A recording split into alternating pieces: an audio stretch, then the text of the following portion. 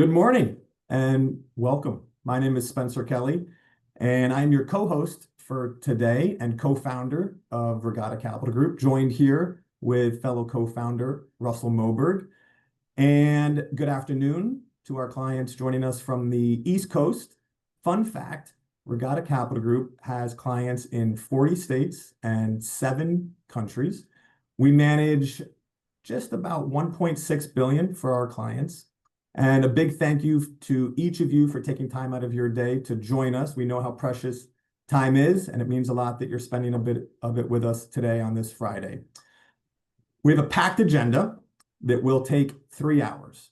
And please know that you can come and go as you'd like and find those sections that interest you most. For any of you that do make it the full 3 hours, we will be sure to send you an endurance award. Remember that we also have a Q&A tab at the bottom of the Zoom screen. So if you want to jump in and ask a question, please do so. I will do my best to keep up with those questions, and we'll have a few breaks in there as well where I can hopefully get caught up. And don't feel that you need to take diligent notes for everything that you see on the screen. We will be sharing the PowerPoint presentation to each of you afterwards. Before we dive in, I just want to acknowledge the wonderful team that we have here at Regatta Capital Group. We are 18 individuals, and it is a group of incredibly smart, driven, knowledgeable, hardworking folks who are committed daily and dedicated to serving you, our clients. And they're focused on exceptional client service, building comprehensive financial plans, building best-in-class, robust portfolios. And I personally feel very fortunate and I'm very proud to work next to each of our team members on a daily basis. And I hope you feel the same. And you will get the opportunity today to hear from a good chunk of our team members, and excited for them to share all of their knowledge with you. So like I said, we have a packed agenda. And with no further ado, I'm going to pass it over to Russell, who is going to give us some information about the macroeconomic environment and how we think about that. So Russell, let me share my screen and pass the mouse to you. Thanks, Matt, and good morning, everybody. Good afternoon. As Spence said, I'm Russell Moberg, co-founder and also co-chief investment officer of Regatta Capital Group. And as that co-chief investment officer, I chair the investment policy committee for the firm. And one of the most important things that team does is we monitor the U.S. economy. And the reason that we do that is it can be very important to the investment decisions that we make. Team works very hard on that, including our senior investment analyst, Grace Yu.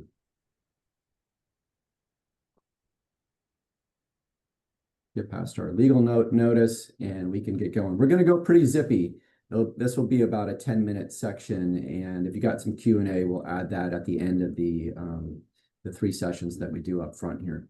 So the first thing is, why do we even pay attention to the economy if we're long-term investors? And Warren Buffett's famous for saying he doesn't even look at the economy, which wouldn't that be nice? You have a 20-year plus time horizon. You don't even have to think about these gray stripes. So this is the stock market going back to 1928. Each of the gray stripes are recessions. And there's a fairly high correlation with if we have a recession in the US economy, the stock market's going to decline. Not always, but almost always. So for our clients as investors, they are more susceptible to these recessionary environments and these declines because they're drawing money out for buying a house, or they're starting to retire and they have to draw against their funds. Or maybe they just want to be a little more cautious and not bear the full brunt of the market during declines. Or they want to be more aggressive when prices look low and want to be a buyer during recessions. So we don't have that leisure of just investing for very, very long term, like Mr. Buffett does. So that's the big reason. And now what we're going to do is go through the key indicators that we look at the economy. And there's more than this, but we're going to focus on the big ones. First one is GDP, or gross domestic product. And what you can see here is 2024, if you stack these and average the growth of GDP during last year, you get about 2.4%. This year we had negative GDP in Q1, and then Q2 came in at plus 3.3%. And if I had a marker here, I'd cross that out because that just got revised up to 3.8%, which is really high. That's much, much higher than what the Congressional Budget Office predicted for this year. This year, they thought it might be 1.8%. But there's two things happening here that we all have to be aware of. One is we think demand is getting pulled forward because of the tariffs. So would you rather buy something today at a lower price or wait until the end of the year when maybe a tariff kicks in and you've got to pay more? So that just pulls those purchases forward. And then the other thing that Spencer actually brought up this morning was the data center construction added about half of that GDP growth. So you have just this, and that's not a forever or continual thing that's going to happen. That's more of a seasonal event or a period event. But overall, though, even with the pull forward and those adjustments, GDP growth is GDP growth, and investors like that, and that's what's been supporting the market to some degree. Next one is employment. So pretty simple chart. So blue above the line is good, blue below the line is bad. And you can see we had a lot of jobs added back in 2022 when we were coming off COVID. So we had really high unemployment during COVID, and then a resurgence when the economy started back up, people started getting hired again. So that's what this real big spike is here.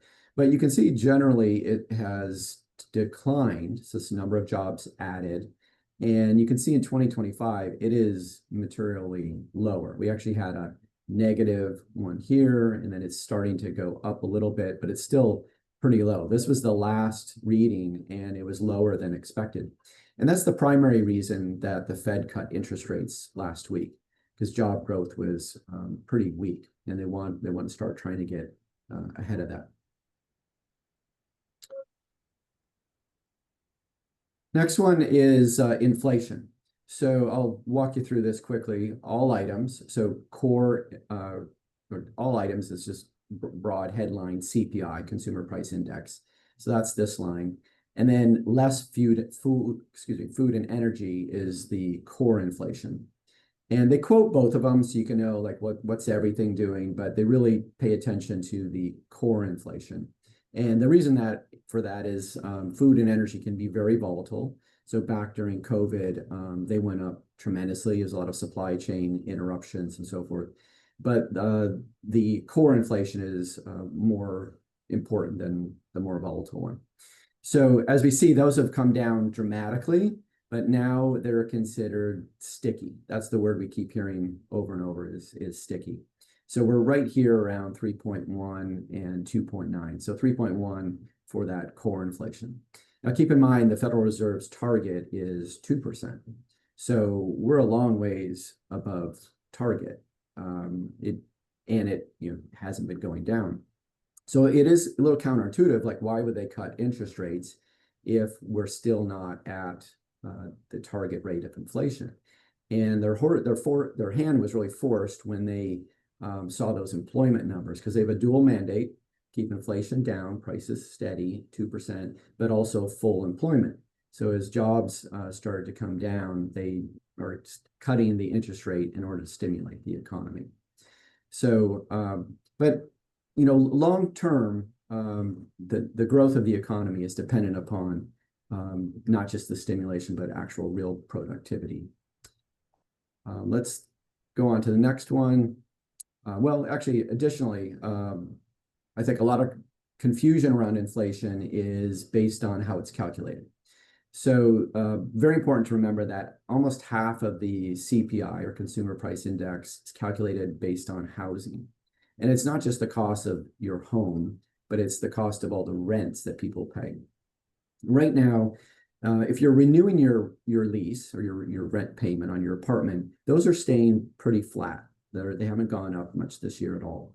But people who are getting new apartments, renting again after the apartment's been turned over, those have actually declined about 2% this year. So keep that in mind. You have almost half of the economy it has declined in prices 2%. So that can outweigh even significant increases in prices in the other categories. And to an extreme, let's look at apparel, because everybody shops. We know that prices for things can go up a lot, especially when we hear like there's a tariff on Vietnam and it's 45%. So Nike makes their shoes there, and Nike shoes are going to go up. So it sounds like, oh, really bad headline. But even if it goes up 10%, it's such a small part of the economy that it doesn't move the needle compared to the big decline in prices we're seeing in housing. Now, next, and some people would say, well, what about tariffs in inflation? And when it doesn't really work like that. So when you think of tariffs, think of a tax. So a tax is a one-time price increase, but it doesn't affect either the supply or the demand. Ultimately, it just raises the level. Think of it sort of like the gas tax. Like we have a huge gas tax in California, and it doesn't really affect how much people buy. You just sort of get used to it, and you build it into your overall budget. So it's not a recurring type of inflationary item. So, but the big concern, the big headlines that everyone should have on their mind is, well, wait a minute, I thought they might actually nix tariffs altogether. It's going to the Supreme Court, hear about it every day, but they don't actually bring up the underlying research. So I was just at a conference in Boston with Fidelity. We've done a lot of research on this topic. And they say that this IEEPA, let's just call it Emergency Powers Act for short, that act doesn't allow the president to raise tariffs. So it's going to get nixed. That's the basic premise. But Fidelity is saying, well, no, there's this section 338 of the Tariff Act of 1930. It says the president can raise prices at his own discretion up to 50%. So that's why we're seeing 50% as the number of the top line. And you will now find like the administration's using very specific language. Like this morning, they talked about tariffs and they said, like, we're going to put 100% tariff on these things for national security. So the only time that they can raise it above the 50% is for that purpose, for national security. So that'll be that delineation that we start to see. Now, the final part here is the X factors. So with all of that so far, we would give the economy a solid B. And it would be lower, it'd be a C, it'd be just sort of average if we didn't have some significant positive factors working in the favor. So first I'll touch on some negative ones, those where most people want to focus. One is decreasing immigration, and this is a real thing. So as we have less workers, you need more workers to actually do more work. And there's offsets, which we'll talk about. But for an economy to grow, you can only get so much productivity out of every worker. So you need more people. So that's a real thing, and that's a negative thing for economic growth. And then we have geopolitical risks, and everyone's aware of these. And any of these, if they really get large, could disrupt the economy. But for the most part, and it's sort of surprising to people, if they're not massive, then the market can sort of tune them out. They really have to have a direct impact on our economy or corporate earnings to affect us, at least in the short run. And then the positives, and we'll talk more about this during the day, but AI increasing productivity. I'll just say on this, I remember the 1990s, and it was dramatic going from pre-internet to internet, and we were bumping along at maybe a 4% increase in productivity, and then it just went up massively. And we think we're going to see a similar thing to that. Reshoring, so bringing all this investment dollars, making factories and so forth, is going to stimulate the economy, and that takes time. So we're not quite there yet.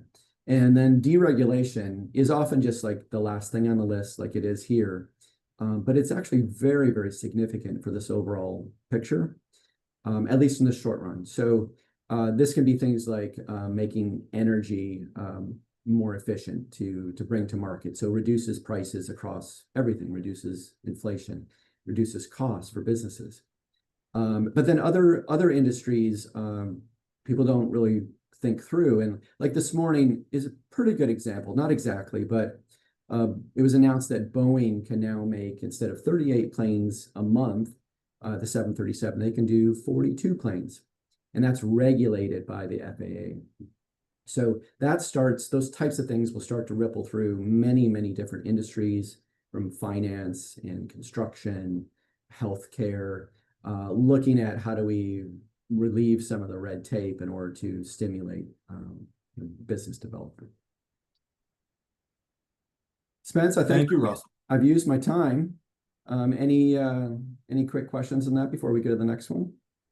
I have one quick question, and to what extent do you think tariffs have been priced in? Do you feel that there's that we've seen the effect, that there's more to come? Do you have a feeling or a sense about the situation specifically with tariffs? I know you addressed it, but what do you think? Yeah, definitely more to come. I mean, these are trade deals, and trade deals can take not just months, but sometimes years to work out all the details negotiated. They're not just straight, here's a percentage. There's a lot of back and forth and negotiating to happen. So it'll take us a while to even settle into what will be the ultimate tariff rates. And then it takes, at least probably a full year before we see the full step up. But a lot of that's being discounted. Even the Fed, who's been very vigilant against inflation, they see hitting the 2% target in like 2028. So they do see that, and that's probably the reason they're willing to stimulate the economy a little bit now, because they think the overall trend and backdrop will be a little bit lower prices going out about 2.5 years from now. Just pretty fascinating. Very good. Thank you, Russell. Appreciate your time. We will see you a little bit later. Thanks, Spence. Absolutely. And we will be joined next by our co-chief investment officer, Britt Joyce, who is going to lead us through a presentation and conversation around the state of the stock market with a look at recent equity returns, and then we'll focus a bit on the artificial intelligence AI landscape. Good job, Russell. Thanks, Britt. Hi, Britt. Hi, Spencer. Could I trouble you to maybe give us 30 seconds about yourself personally, your role here at Regatta, how long you've been here, and then we can jump right in. Sure. Yeah, thanks. Excited to be here. So I'm Britt Joyce, managing partner and co-chief investment officer alongside Russell here at the firm. I've been here about 9 years, and I work with a lot of local families and also manage Regatta's Global Core Select stock strategy. Wonderful. Thank you, Britt. Great to have you. Thank you. Well, I'm here today to talk about the stock market and AI along with Spencer, and we'll try to move at a good pace. But I get pretty excited about this stuff, so might be a little bit like the Academy Awards, and they might have to give me the hook at the end. We'll see. All right, first slide. So I wanted to dig in with an illustration of AI, a little bit of almost like a demonstration to some extent. So I'm not a graphics guy. I'm not a PowerPoint person. Making a slide like this could have easily taken me a full day. But instead, I just typed in a pretty basic prompt into ChatGPT, which is a pretty popular AI tool right now.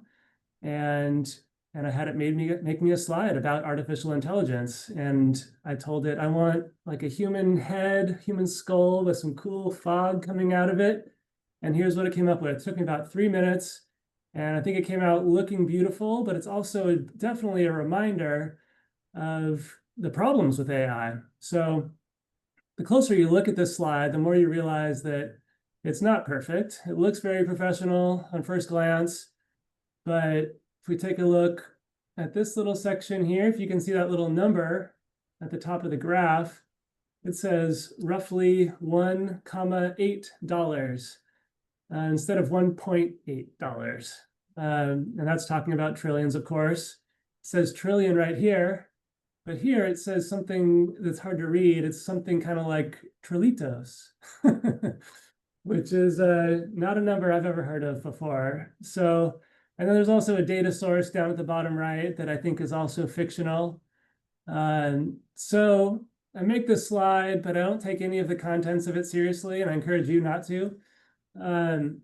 And let it just kind of be a reminder of both the power of AI, but also that we need to kind of use it very carefully. And if we're doing anything mission critical, a lot of AI tools aren't quite there just yet. All right, next slide. We're talking about the actual stock market, what's been going on over 10-year time frame, as well as 5 years and 1 year. So these 9 squares represent what's called the Morningstar style boxes. So Morningstar is an investment research firm, and they came up with this methodology a number of years back, basically breaking down the stock market into 9 categories along the size vertical axis here. So large cap companies at the top and small cap at the bottom. And then we have what's called style categories along the horizontal axis, value stocks being kind of slower growing companies that are more cheaply valued, and growth stocks, which are oftentimes like tech companies that are usually growing revenue faster and usually traded at higher valuation multiples. And we can see over a 10-year time frame, I don't think it'll surprise people too much that it's been the large cap growth and the adjacent category of large cap core that have performed the best. This is showing the total stock market return, including the change in price as well as any dividends received. So it's basically large cap tech that's done really great over 10 years. 5 years has been a very different story. It's actually kind of the opposite corner of the grid, where we've seen the most growth in small cap value and mid cap value. And a lot of that growth came straight out of the pandemic, when those companies got the most beaten up at the very beginning of the pandemic. People were very nervous that the small companies weren't going to make it through whatever recession might have been ahead. And so those stocks got down to very low prices and then recovered pretty fast with all the stimulus and whatnot over the following year or two. Over the last 1 year, the market's really been driven by a lot of excitement around artificial intelligence. And so it's this large cap and mid cap growth sections that have done really outstanding.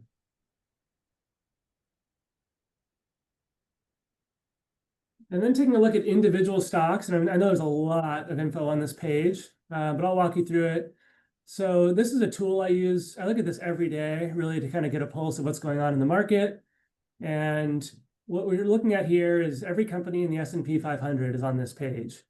And the size of each rectangle represents the size of the company. So bigger companies have bigger rectangles. And the color of each rectangle represents the stock's year-to-date returns. So bright green means it's been a really good return, and bright red means it's been a really bad return. And what we're seeing here in the red circles, those are the 10 largest holdings that we have here at Regatta for our clients. So you can see that, thankfully we've been invested in, most of the top performing large stocks during this time period. And one common theme behind a lot of them is that a lot of them have a big AI business of some sort. Certainly, NVIDIA is an obvious one. Broadcom has a business that's a little bit complementary and a little bit adjacent to NVIDIA. It's also done great. A couple laggards in this category. I mean, probably the one worth talking about would be Apple. And while they do have, a tiny bit of AI, I'd say that they are underperforming because they haven't really kept up to expectations in terms of their AI delivery. Their Siri tool is still kind of stuck in the same phase that it was about a decade ago, more or less. And people have had much higher expectations for what they could do. And maybe they'll catch up at some point. So we'll have to wait and see. The stock has recovered a little bit lately on some excitement around their newer iPhone coming out soon. Now, if we break things down and just kind of simplify it into like industry sectors. So these are all the sectors. This is a 1 year graph and a 10-year graph. And what we can see is that over both of those time frames, they have the same top two sectors. So it's communication services, and that includes companies like Google and Meta, and then technology, which is companies like NVIDIA and Broadcom. And same too in the 10-year phase. So those have been consistent outperformers, very scalable business models, fairly capital light. So when they really get it right, they can get a very dominant market share and have outsized returns.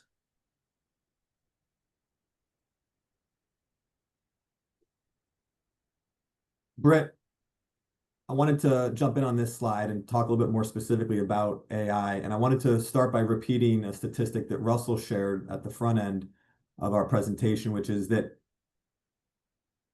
half of GDP growth this year has been tied directly to the build out of AI data centers, which is just remarkable. And we're a couple years into just a staggering amount of the money that is being spent, in particular by the Magnificent Seven, is really, it's alarming.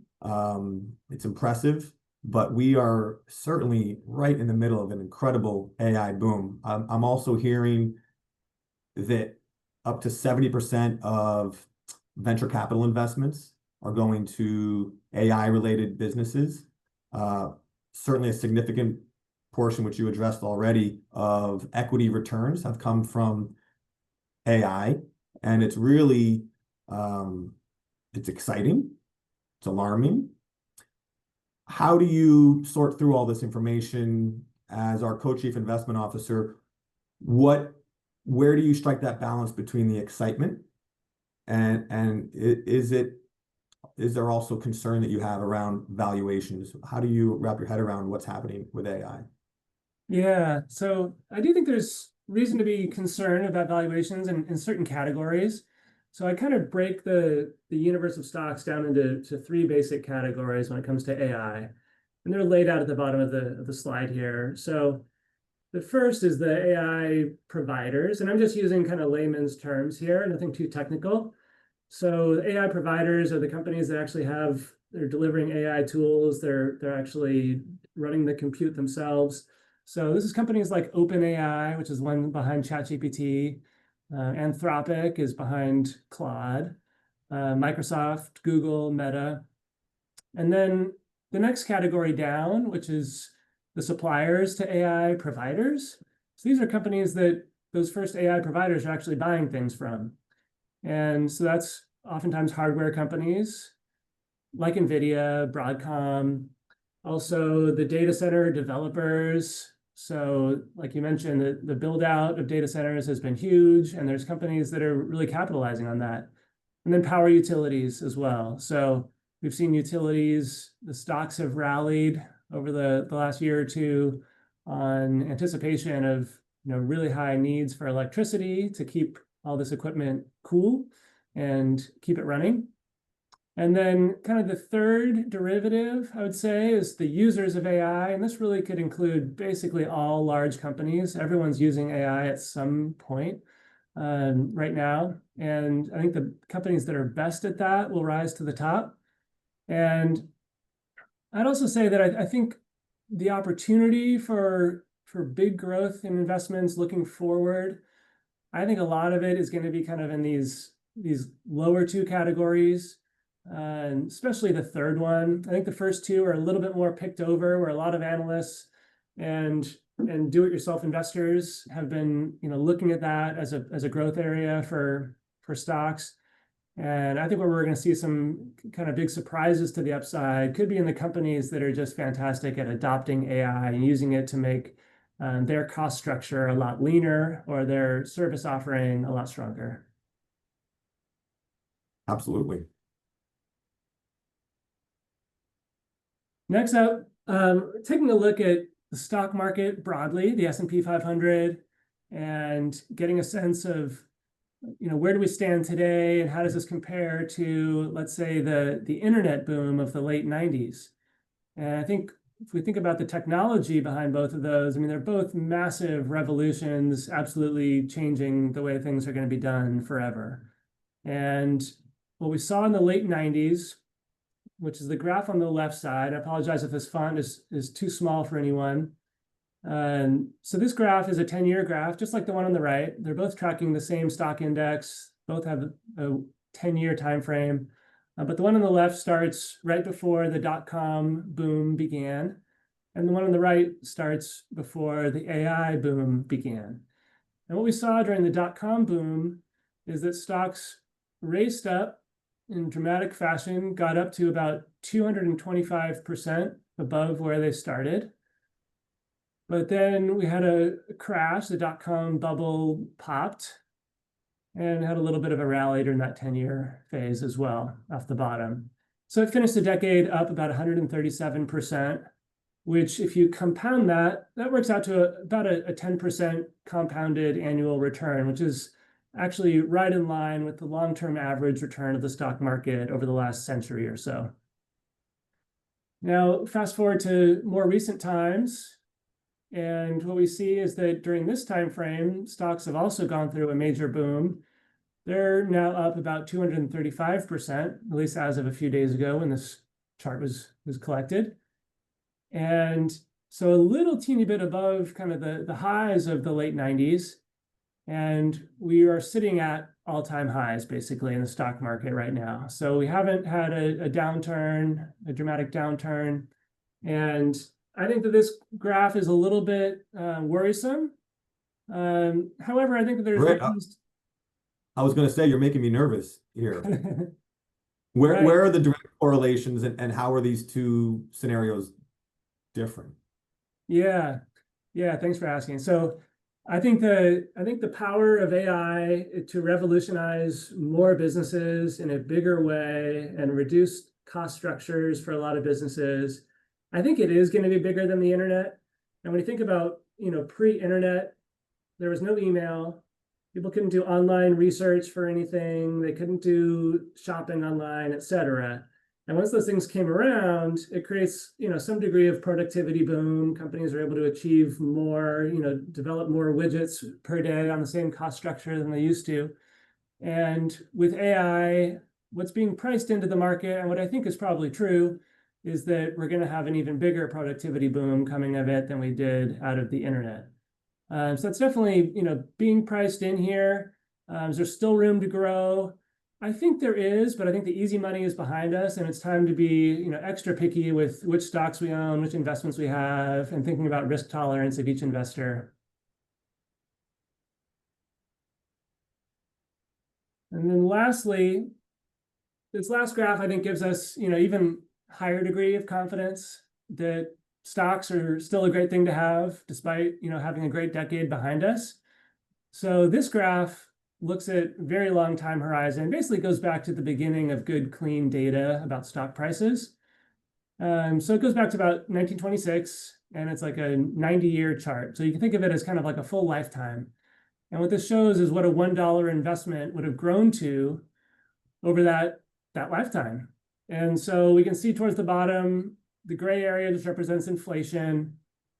The light green is treasury bills, and the orange is government bonds. So it sounds pretty nice. You put $1 in government bonds, you don't have too much ups and downs, too much risk, and you have $177 at the end of it. It sounds pretty good, but it's a dramatic difference versus putting it into stocks. So this chart breaks out large cap stocks versus small cap, and large cap stocks would have taken that $1 investment and made it into $14,000 or $56,000 in the case of small cap stocks over that time frame.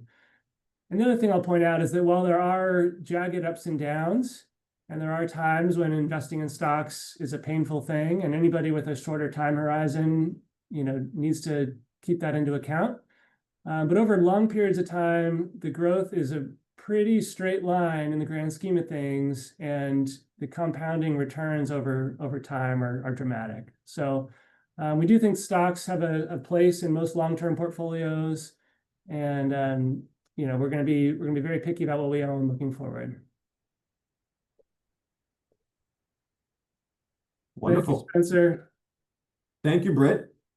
We will be joined here shortly by Ben Satterfield, who will walk us through alternatives in the private markets. And Britt, before I let you go, um, where do you, thinking more about valuations, and I know that you run our in-house uh, portfolio, Global Core Select. How do you manage your allocation on the stock portfolio that you manage? I know you have a significant exposure to Broadcom. What are you looking at? What are some moves that you've made recently with Global Core Select? Yeah, so I've made a couple moves lately. I did thankfully do a little bit of buying during the dip we had back in April when the stock market sold off pretty dramatically around the tariffs. And that helped a little bit. We were able to capture some of the upside as we recovered from that. But since then, I think the market's gotten, a little hotter, and I've done a little bit of risk-off trading in the portfolio. I've reduced the allocation to Broadcom slightly as the position size got too big for my risk management discipline. And I've allocated the proceeds to a more conservative holding, which is a senior loan ETF that's yielding around 8% or so. And I think looking forward, the way I like to manage risk is I never want to make too big of a bet in terms of should we be like all in or should we be all in cash. I'm never going to do that within Global Core Select. Just kind of small, disciplined trades because I know that the market can keep moving in one direction for many years, even after it already looks, overvalued or undervalued. And so we keep the bets modest and make sure that clients have good exposure to great companies. Wonderful. Thank you, Britt. Again, appreciate your time. And we will also see you a little bit later. All right. Thanks, Spencer. Thank you. All right, Ben, I am going to get the mouse over to you. I think this is a perfect time to have a conversation around private markets after we saw Britt's slide putting the .com bubble against the market that we're in right now. Although we don't think they're exactly the same, we do strongly believe in the importance of diversification. And let's jump in here with Ben and have a conversation around private markets. Ben, if I could put you on the spot here, could you just give us a little bit of information about yourself personally and where you are and how long you've been with Regatta Capital Group? And let me make sure I'm giving you the correct mouse. Do you have control there? I believe Okay. I have it. Good. Maybe not. Thanks, Ben. Yep, I've got it. Thanks, Spencer. Thanks, Britt. Great information. Ben Satterfield. I'm actually broadcasting live from Salt Lake City, Utah right now. I've been with Regatta since 2020, so about 5 years now. But previous to that, I was raising capital for alternative investments, where I first met Regatta and Spencer and Russell and the others in the office all the way back in 2012. So we had about a 10-year relationship before I joined the company in 2020, in which I've now been here for 5 years. So we moved with the family back in 2022 to Utah to be closer to in-laws, cousins, aunts, and uncles, and all that. So I'm going to be talking today about private markets. I think everyone, when they think of investing, probably thinks of everything that Britt just talked about, stocks and bonds on public exchanges. Private markets can simply be thought of as investing in companies that are not listed on the New York Stock Exchange or NASDAQ, or lending to these companies. So things like private equity, private credit, venture capital, hedge funds, direct real estate, all of these things we'll talk more and more about later. I think first, though, it makes sense to focus on why Regatta wants to focus on alternative investments when we can, and what the benefit is within a portfolio. So I'll explain the graph here and exactly what we're looking at, right? So on the x-axis, you have a risk measurement through annualized volatility. So just how much up or down can you expect your portfolio to be in any given year? And on the y-axis, you have annualized return. So how much growth can you expect from your portfolio depending on its mix? First, I'm going to focus on the green and blue circles.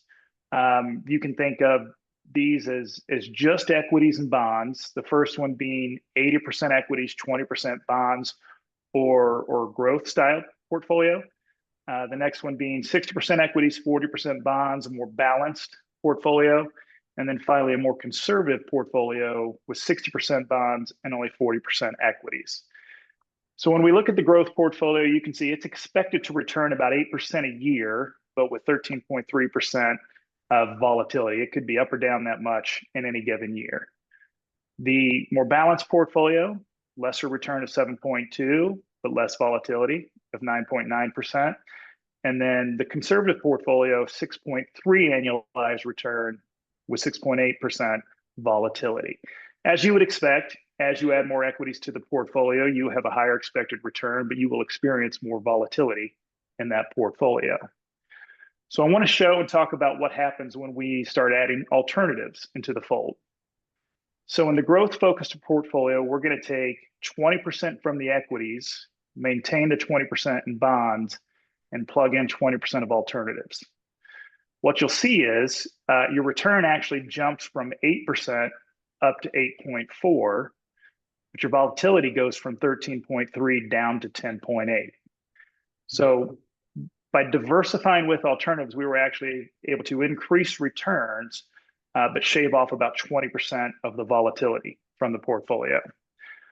This is also true in a balanced portfolio when we take 10% from equities, 10% from bonds, and we add in 20% alternatives. We're going to jump from 7.2 up to an 8% return, and we're going to go from 9.9 of volatility down to 9.1. And then finally, the conservative portfolio, as you would expect, is exactly the same. We're taking 10% from equities, 10% from bonds. We're adding in alternatives, and our returns now go from 6.3 up to 7, and volatility 6.8 down to 6. I think what's also important to note here is this more balanced portfolio of 50% equities, 30% bonds, and 20% alternatives gives us the exact same expected return as this growth-focused portfolio of 80% equities and 20% bonds, both at 8%. But this portfolio is able to achieve that by taking only 68% of the risk of this portfolio. So clients are always asking for less risk and higher returns. Well, one of the very few ways that we can actually achieve that is by mixing alternatives into your already diversified portfolio. So next, I'll jump into a little bit more about what exactly are private markets and these alternatives that we use. So I'll start with the characteristics. I'll go a little out of order here.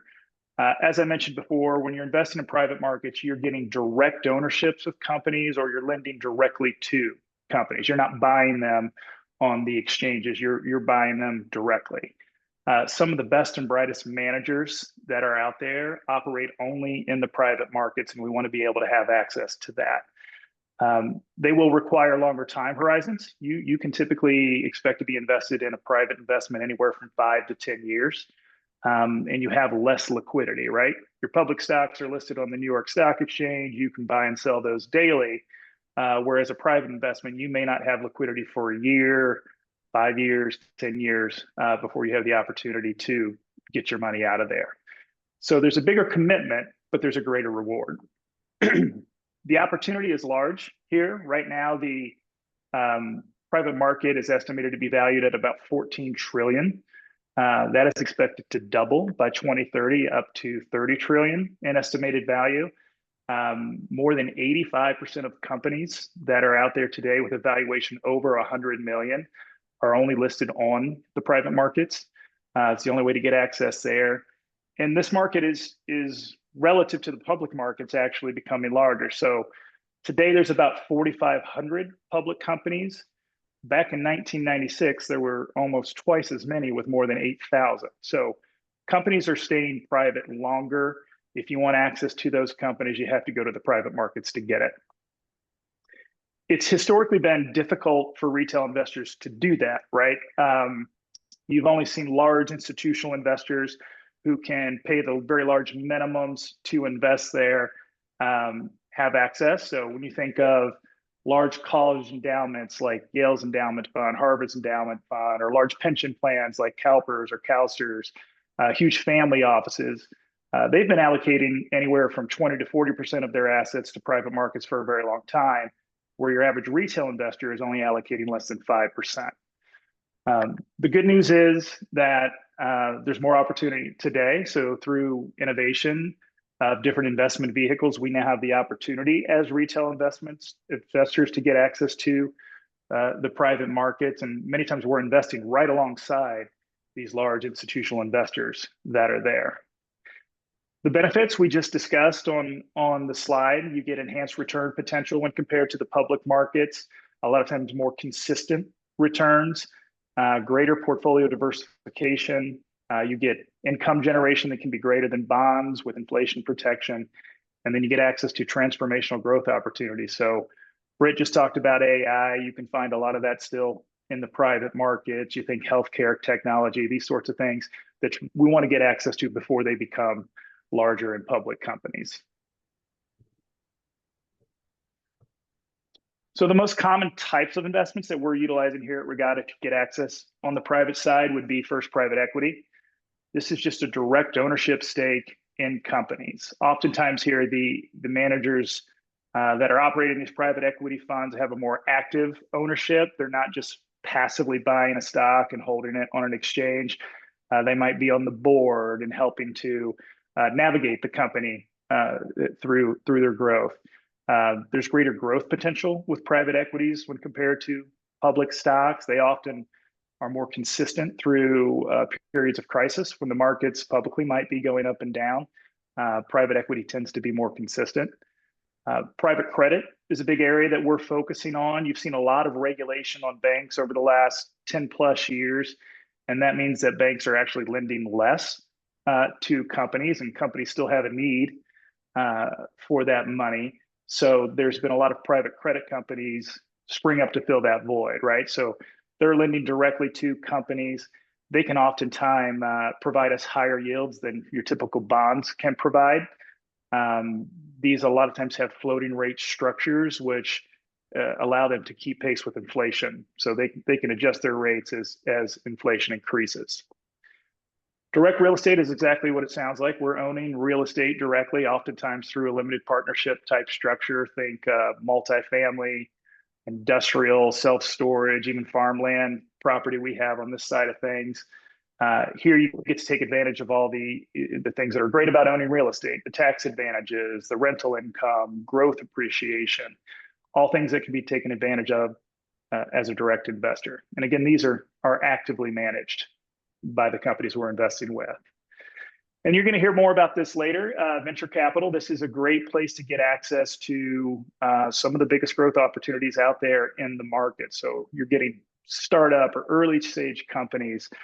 You're taking a more risk here, but you have much more reward if you're able to stick it out through, the 5-10 year plus time horizons that you would expect in a venture capital's market. So what determines whether or not an alternative investment is right for you? It's a lot of different things, but there are actually industry regulations that would say based on your net worth or your income, you may or may not be allowed to invest in certain types of private market alternatives. Regatta does their best to find options for all of our unique investors, no matter what your situation is. But to just kind of touch base there, when we're looking at a pre-accredited or state-suitable investor, this can vary slightly state to state. Here you're going to need an income of about $200,000 a year with a net worth of $100,000 or $350,000 net worth. The most common area that we're operating in and we have investments in would be the accredited area. If you're an accredited investor, that means you have a $1 million net worth, excluding your primary residence, or $200,000 in individual income or $300,000 jointly with your spouse for 2 consecutive years. And then as these get more sophisticated, perceived to be more risky, there become higher qualifications to obtain them. So a qualified client is someone that has $2.2 million in investable net worth or investable assets, or $1.1 million invested with one specific advisor. And then finally, the highest level would be a qualified purchaser. You would think for your venture capital funds and things like this, a lot of them require a QP investor. That's someone with a $5 million investable net worth as an individual, or $25 million as an entity. Wonderful. Thank you, Ben. An Yeah. incredible amount of information. Appreciate you joining us. Ben is an advisor who does a wonderful job with us in Salt Lake City. Ben, thank you for joining us. Appreciate it. Thanks, guys.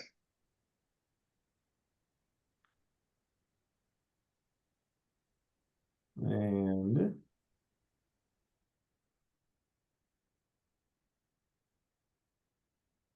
let me get back to where we were. Sorry, folks. Lee, how are you? I'm good. How are you, Spence? I'm great. And Russell is back, spending some time with us. And let me just take a moment to see if we have any questions. I'm going to steal a little bit of your time here, Lee. No problem. Well, I think we're good. If you have questions, there is a Q&A button at the bottom, and you can jump in there. And I think we have a fun photo to share. So, as I said at the start, we're an 18-person firm, and 10 of our 18 are women, incredibly smart women. And if you live in the South Bay, you can grab a hard copy of this magazine coming out next month. And if you do not, ask us for one, or you can go to South Bay Magazine's website. We have a nice profile on the women who work for Regatta Capital Group. We're very proud to work alongside them. Thought that was a fun photo to share. Lee, I'm going to pass the mouse over to you. If you could start with a little intro about yourself personally, and then we'll get into a pretty meaty conversation about crypto. And again, the slides we'll be sending out, there's a lot here, and we're available for additional conversations afterwards. So Lee, let me pass the remote over to you. Okay, let me just make sure I have it here. Hit that screen just once. Yeah. There you go. Oh, there we go. Now I got it. Okay, perfect.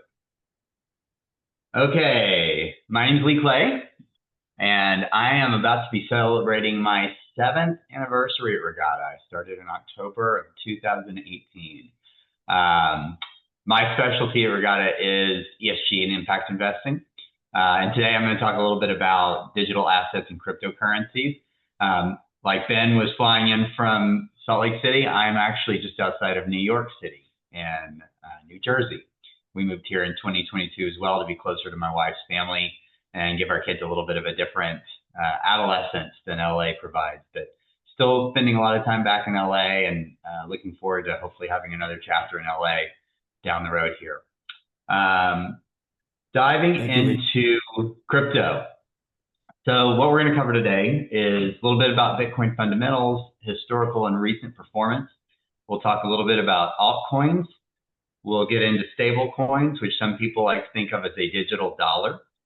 A few minutes on investment strategies and asset allocation, as well as risk management and the regulatory landscape. And then last but not least, for people who are interested, how can you actually own crypto? So why are we talking about this now? Crypto's obviously been around for a decade.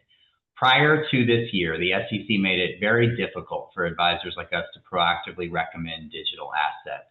For the most part, clients were exclusively advised to open an account at Coinbase or have your own cold storage wallet. But it wasn't anything that we could manage for clients. But recently that's changed.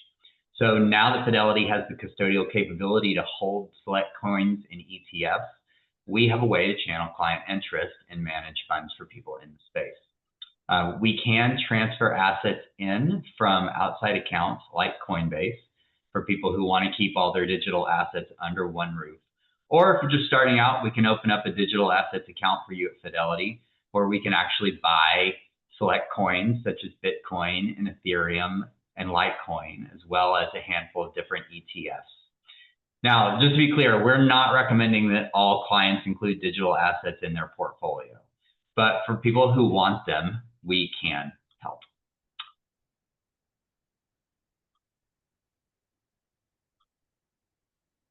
So, Bitcoin, fundamentals and historical performance.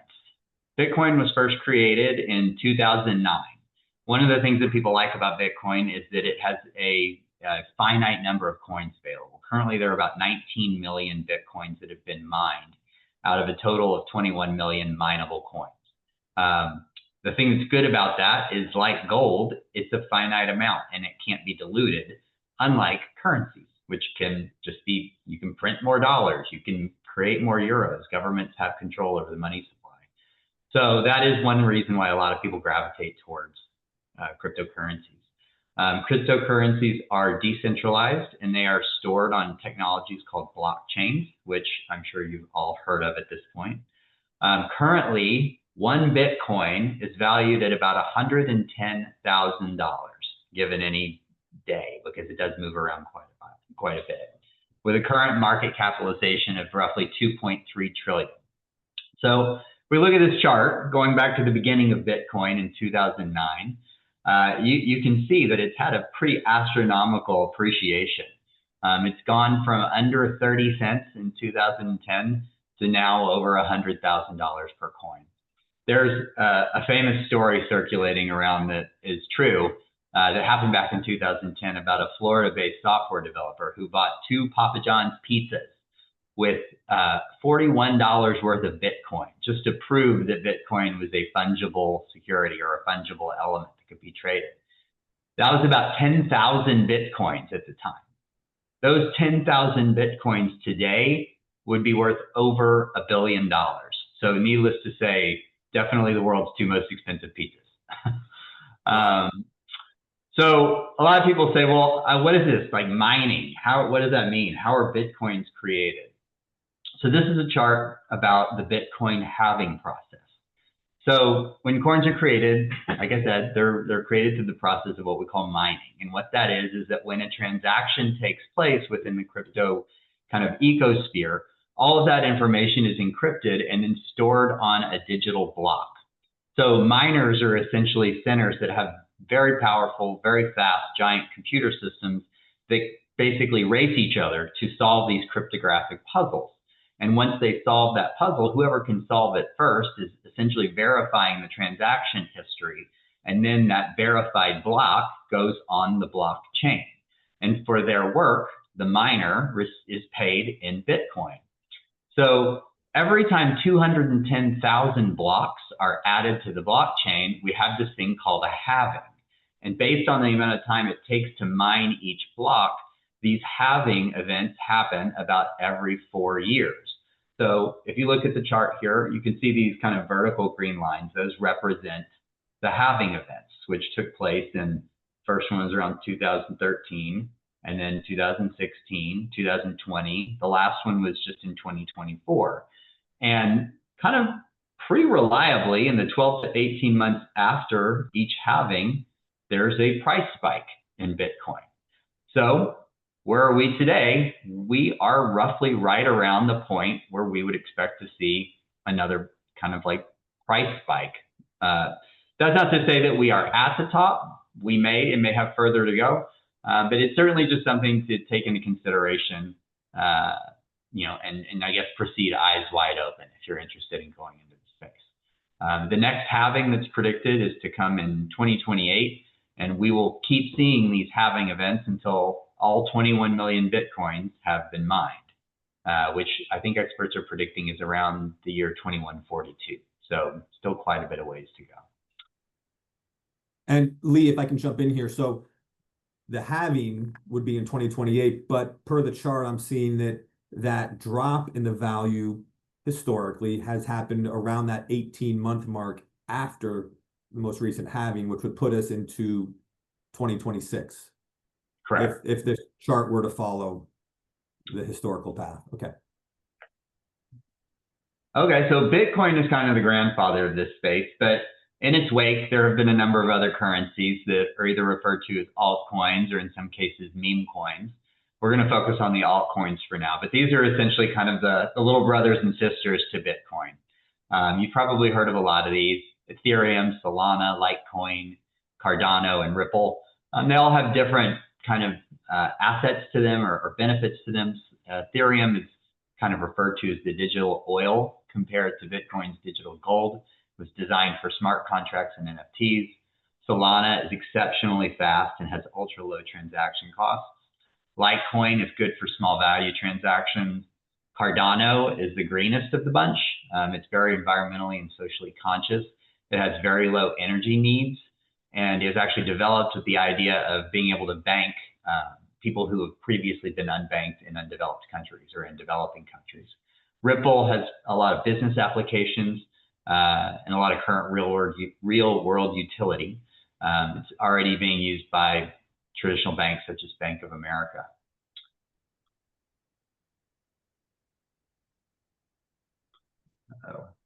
Oh, thank you. So aside from altcoins, we have the world of stable coins. So stable coins tend to have a lot less volatility than altcoins or Bitcoin. And they are a digital currency that's pegged to a stable asset, such as the US dollar. So as you can see here, stable coins are used for a lot of different purposes. I think one of the most practical purposes is for buying and selling or doing transactions overseas, where you can use stable coins to essentially hedge against currency fluctuations, especially when you're using large amounts of money. They can also provide a lot of stability through fluctuations in crypto markets due to the ease of use and speed with which one can move in and out of, say, Bitcoin or Ethereum and into a stable coin. Some of the key developments around stable coins are significant growing institutional adoption over the past few years. Over the last 12 months, we've seen a 56% annual growth in the market cap of stable coins up to about 230 billion. And in 2024, there were $5.6 trillion of transaction volume, which for perspective is roughly 35% of the transaction volume of Visa over the same period. Wow. So, I think we got ahead there. Nope, backwards. There you go. Just hit that back button a couple times. Is it lagging? Here we go. You can also hit the up button on your keyboard. That should work. Okay, let's try that. Oh, I'm frozen. Well, we have 3 minutes, so we can. Okay. Well, we'll bail on the slide and I'll just talk about what I was going to talk about anyway. So if you're interested in owning crypto, reasons to own, crypto can provide an added layer of diversification. It does have long-term outperformance compared to other asset classes, and it's proven to be a good hedge against currency fluctuations. Things you should consider if you're interested in this space is that it is a very volatile asset class. It is super common for crypto to have volatility swings of 5 to 15% per day. So just be ready for the ride. It doesn't have many practical real-world purchasing applications at this point because nobody wants to be the guy who buys $1 billion pizza. And some people believe that it may act as an inflation hedge similar to gold, but truthfully, in recent years, it's acted more like an aggressive growth stock. So given all that, if you want to own it, we can work with you to help build a custom allocation strategy based on kind of your timeline and risk tolerance, but something in the range of 1 to 3% is kind of a good place to start. Some risks. Sorry, Spence, do you want to ask something? Lee, with what tools, what specific investment vehicles are we using right now to help clients gain exposure to Bitcoin if they want that exposure, if it's appropriate for them? Well, Fidelity does offer some ETFs that have been created by BlackRock, so that's one of the institutional adoptions. But there's also nothing wrong with just owning fractional shares of coins. Just like you would own a fractional share of a stock, you can own fractional shares of Bitcoin. Personally, I think it's smartest to kind of stay with the blue chip coins for the most part. Bitcoin, Ethereum, Solana is one that's strong, but it's definitely a volatile space. So you got to have the right risk tolerance for it and really know what you're getting into. Definitely. And Fidelity is certainly pushing forward here and a proponent of the ability to access cryptocurrency. And we feel fortunate to have Fidelity as our custodian. What do you want to close us out on? Well, just I guess simple headline conclusions. We think crypto is here to stay. It's been around for a decade. It's not going anywhere. There's been enough governmental support and institutional adoption now that while it's going to remain volatile, probably, I don't think it's going to go away. If you are interested, make sure you keep your crypto allocations aligned with your overall goals. Don't let it get out of whack or grow too large. Consider it a long-term hold. Don't try to day trade in and out of this volatile asset. And if you're someone who's driven by emotion and you tend to have FOMO-driven decisions, this might not be the right thing for you. But if you're interested, reach out, let us know. We're certainly here to help and can guide you along the way. Wonderful. Thank you, Lee. Really informative. Again, we'll be sending these slides out. So if there's a slide that interests you, please know that we will be sending this out afterwards. Thank you again, Lee. Appreciate it.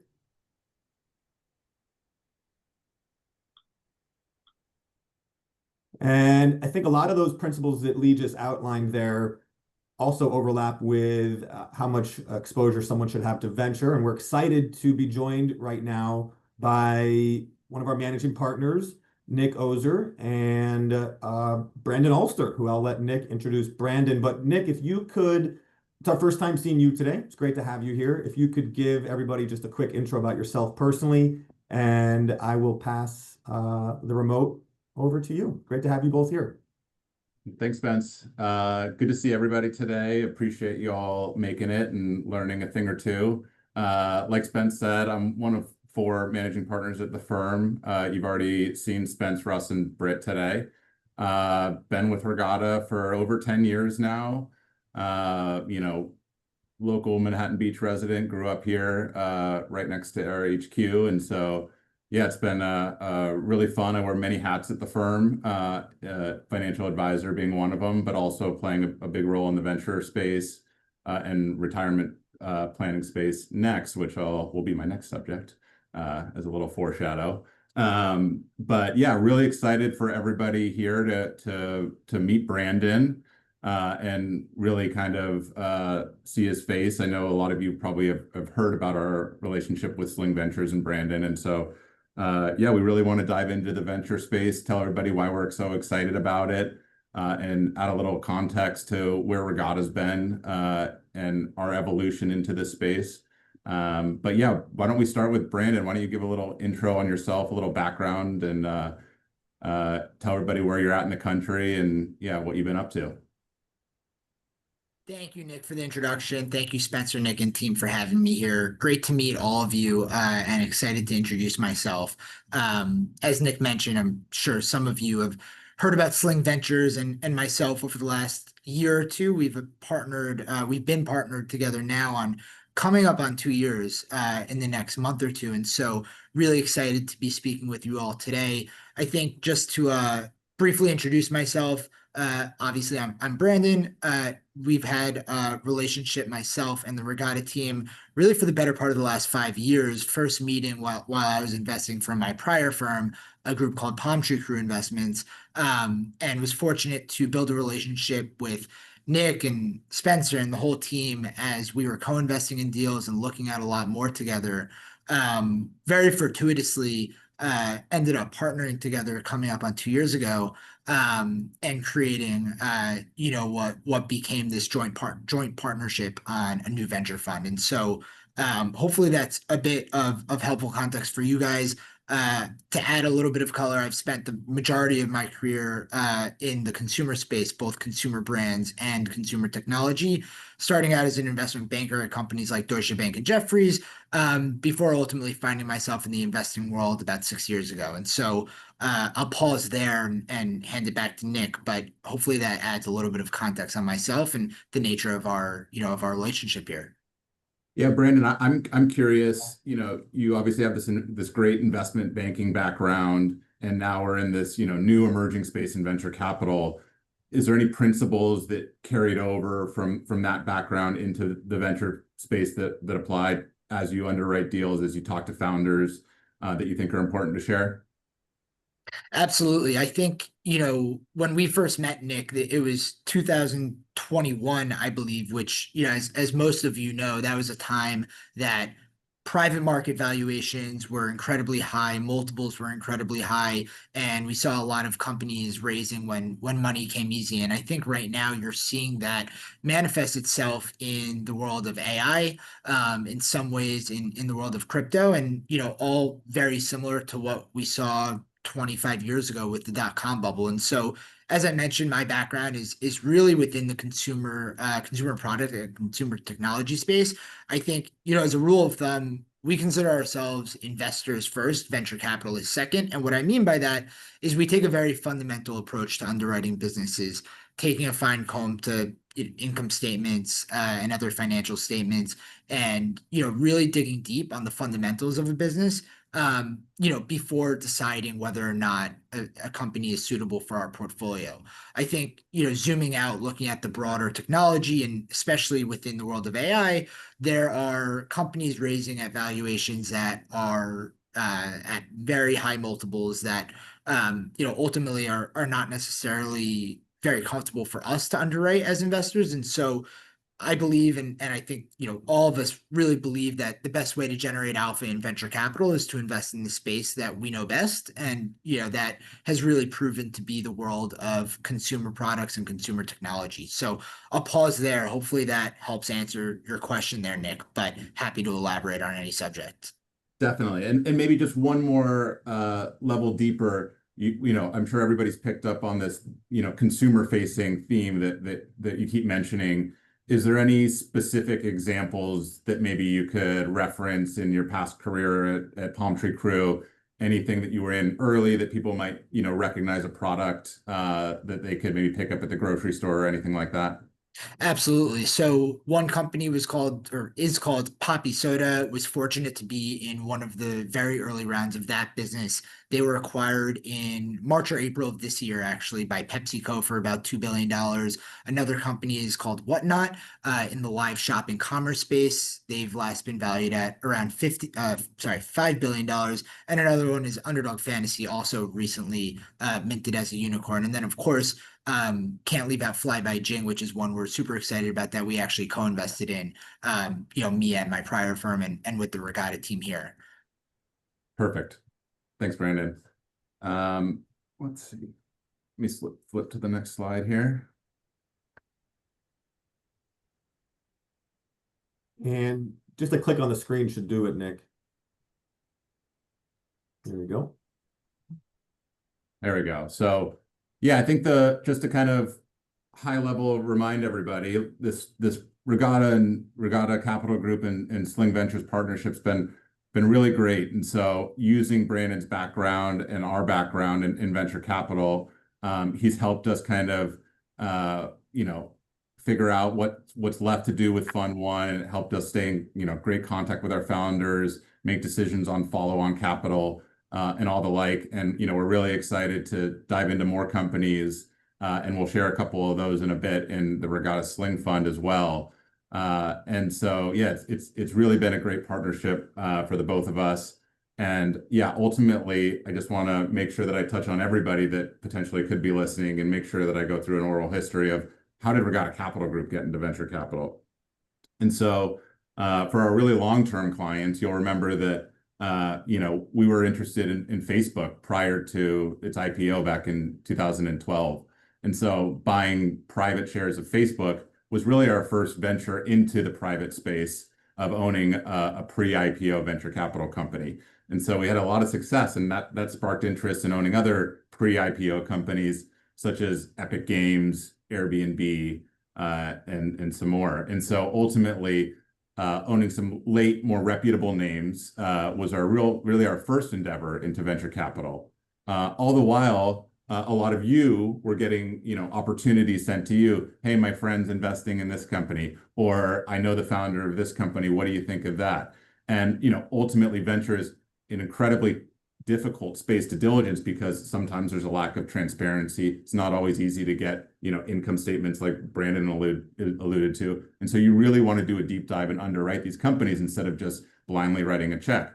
And so we thought, well, what if we could take this concept that we've already had success in, and these late stage pre-IPO companies, and couple it with some skilled work that we would do on the early stage side of things, and have this barbell approach where it's early companies and late stage companies. And so we raised a $10 million fund back in 2021 and have invested in some great companies. And so ultimately, you might recognize a couple of the names, Oats Overnight, and really Anthropic has been the big winner. And if you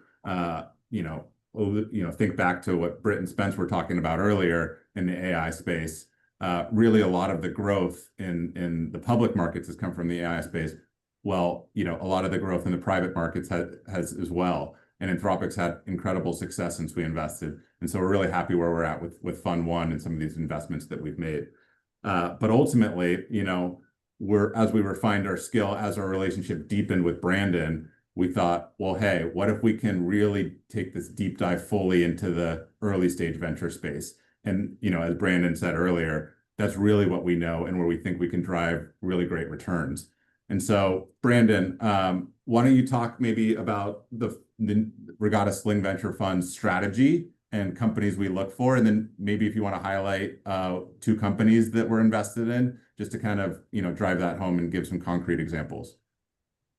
Yeah, absolutely. So as Nick said, we're really zeroing in on early stage consumer, both across physical goods, consumer brands, as well as consumer technology and software that powers brands and retail experiences as such. And so here's a sample of the companies that the types of companies we'd be investing in.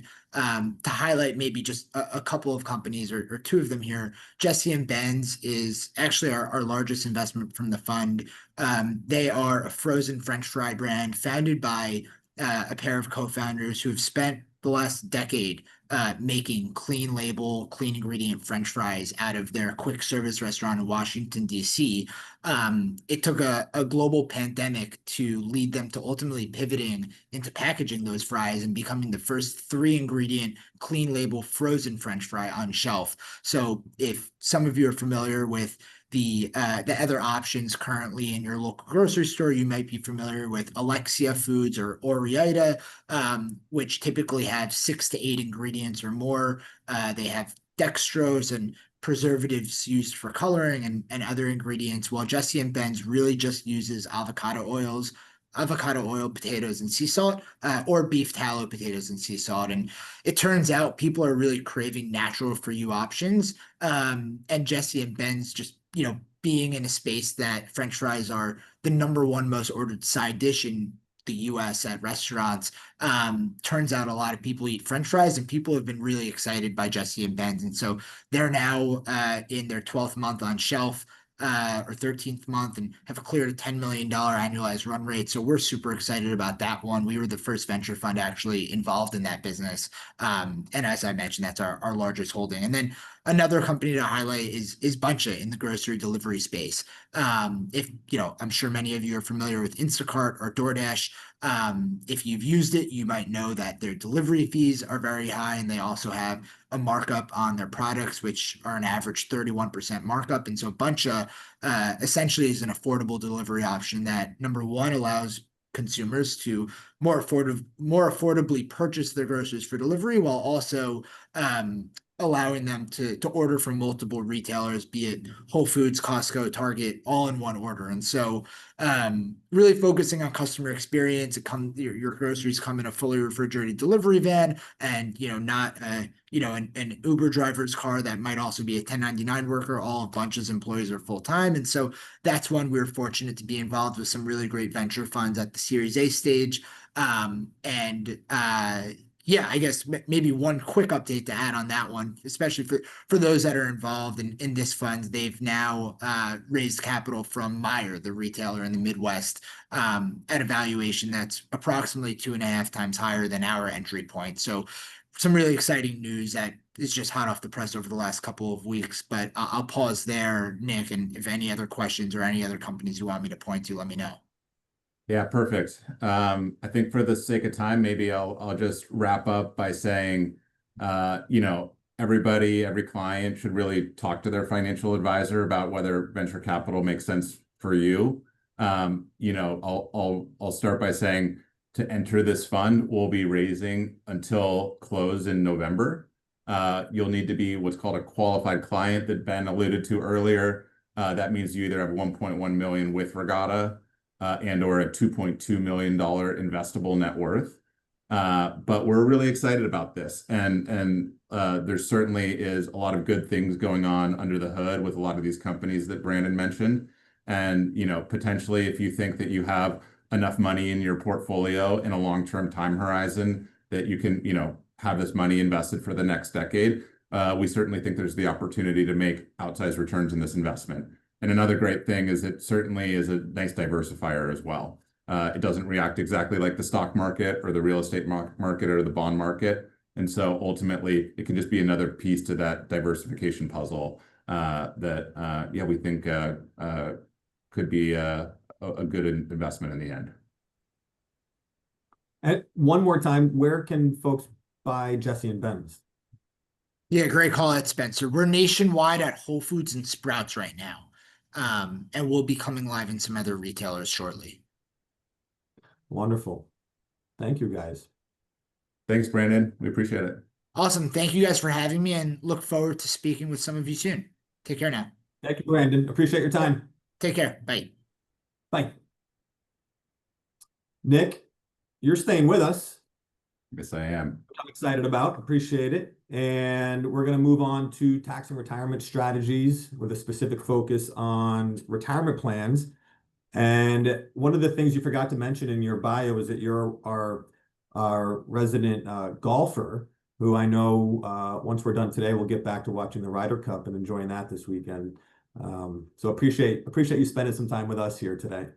Whoever scheduled this for the same day as the Ryder Cup, it certainly wasn't me. So yeah, removing my venture capital hat here and putting on my business retirement planning hat. I'll start by saying this space is not an easy space. This is certainly a space that you need your financial advisor and potentially your CPA or your tax preparer to consult with. And so as you set up a retirement plan for your business, there are a lot of laws and regulations and things like that are nuanced. And one misunderstanding of your situation can have consequences. And so it's important to make sure that we're optimizing your savings and really achieving the full maximization of the benefits that are out there. But it's also important that you read the fine print, you know what you're doing, and the advisors at our firm certainly do. And so I'll give you a little bit of an overview here as to the big picture. It's dense. There's a lot of content. I'll keep it high level so that we can really just kind of understand how we think about things and why it's important to have the right retirement plan for your business. Thank you, Nick. And so really, we'll start with the high level here. Why are retirement plans important? And so the most obvious is the tax benefits. And so in some capacity, you're going to get a tax benefit for saving into a retirement account. I'll go over the exact benefits in a little bit.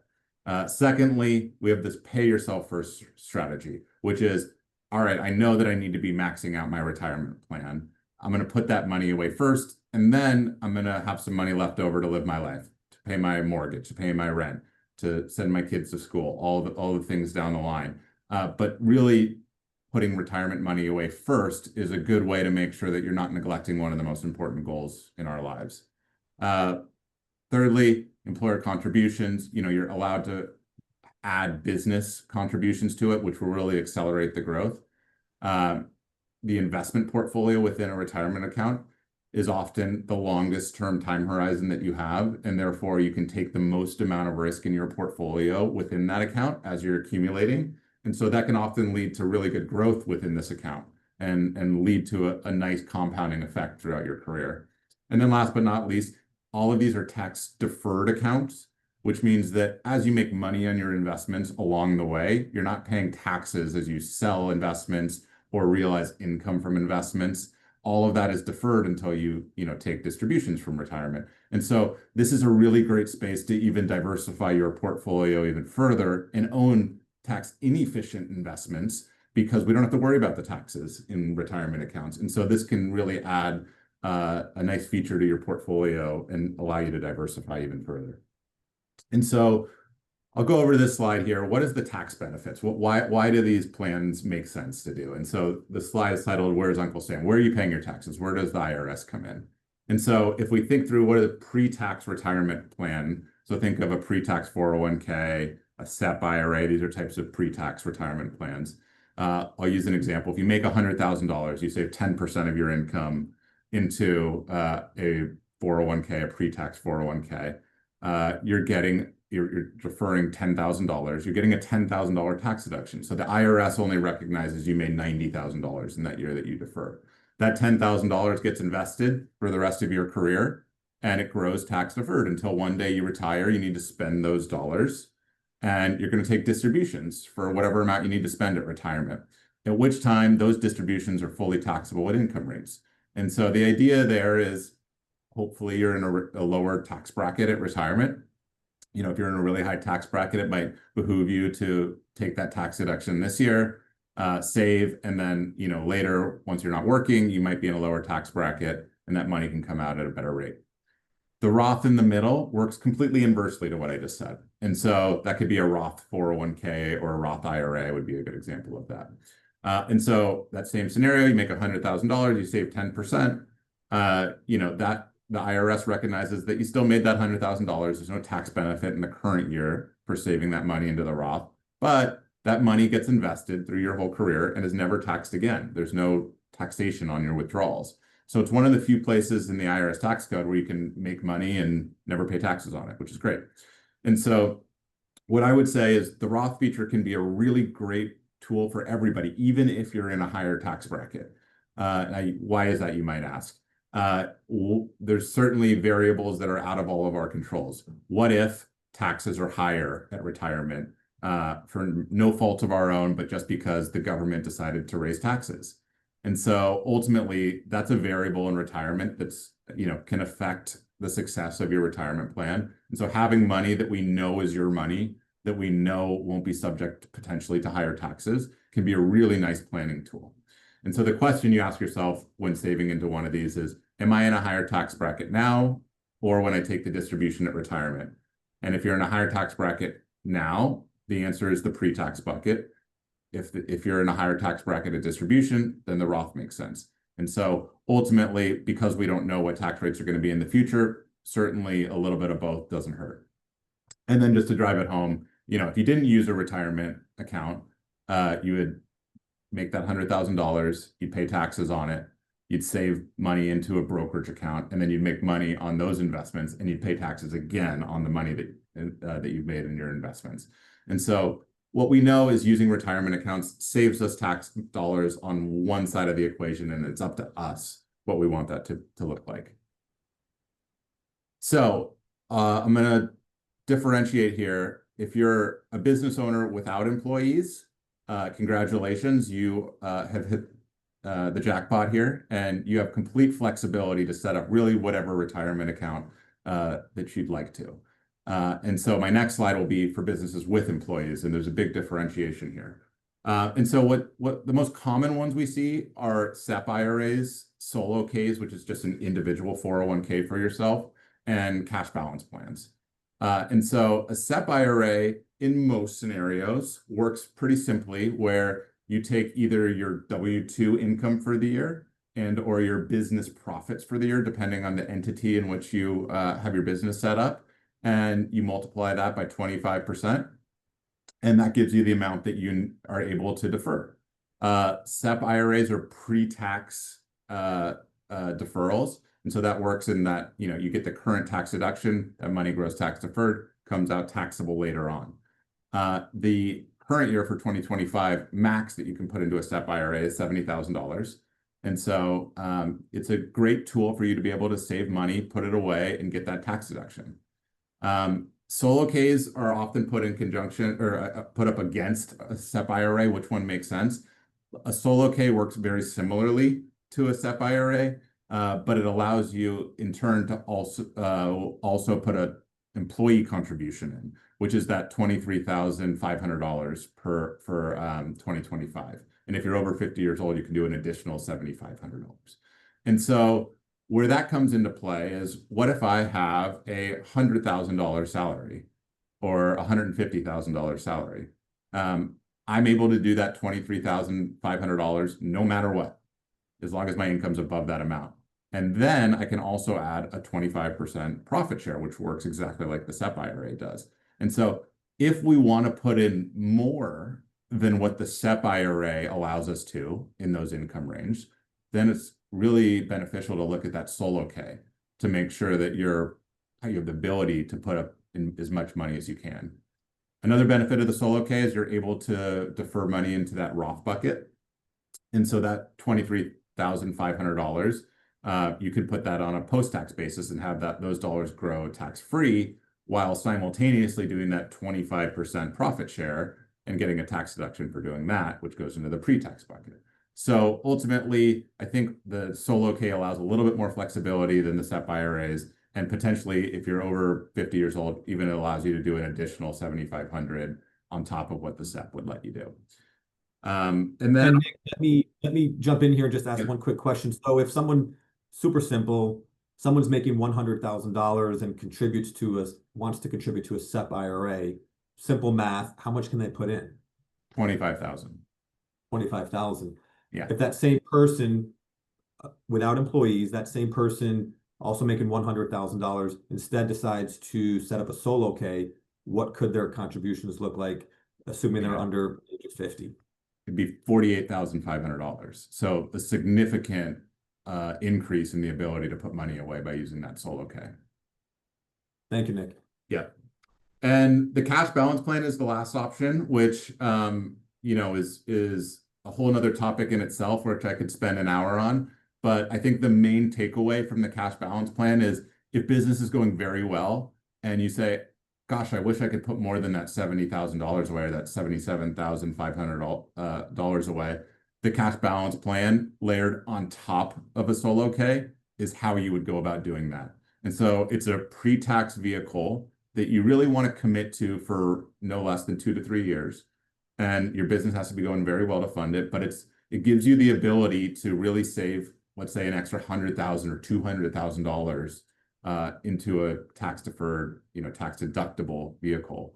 And so if business is going well and you're thinking, gosh, I'm paying too much in taxes, talk to your financial advisor about setting up potentially a cash balance plan.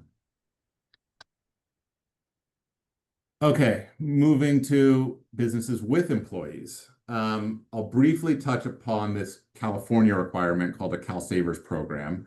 And it basically states that if you have employees and you don't have any retirement plan set up for your business, you have to opt into the CalSavers program by the end of the year.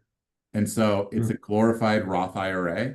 And so it's a nice initiative to just make yourself think through what's the right retirement plan for me. My instinct is it's probably not the CalSavers program. And so ultimately, I would probably look at doing a 401k if you don't have anything set up. And so moving down, I want to make a distinction between what's a 401k versus a safe harbor 401k. And so now I'm speaking distinctly to small businesses that have, let's say 5 employees or 10 or 15 employees. If you set up a 401k plan for yourself, the Department of Labor requires you to essentially treat your employees fairly. They want to make sure that you as the business owner are not just putting away money on a tax deferred and tax deductible basis for yourself and not thinking about your employees. And so there's these rules put in place. One's called actual deferral percentage testing. Another one's called top-heavy testing.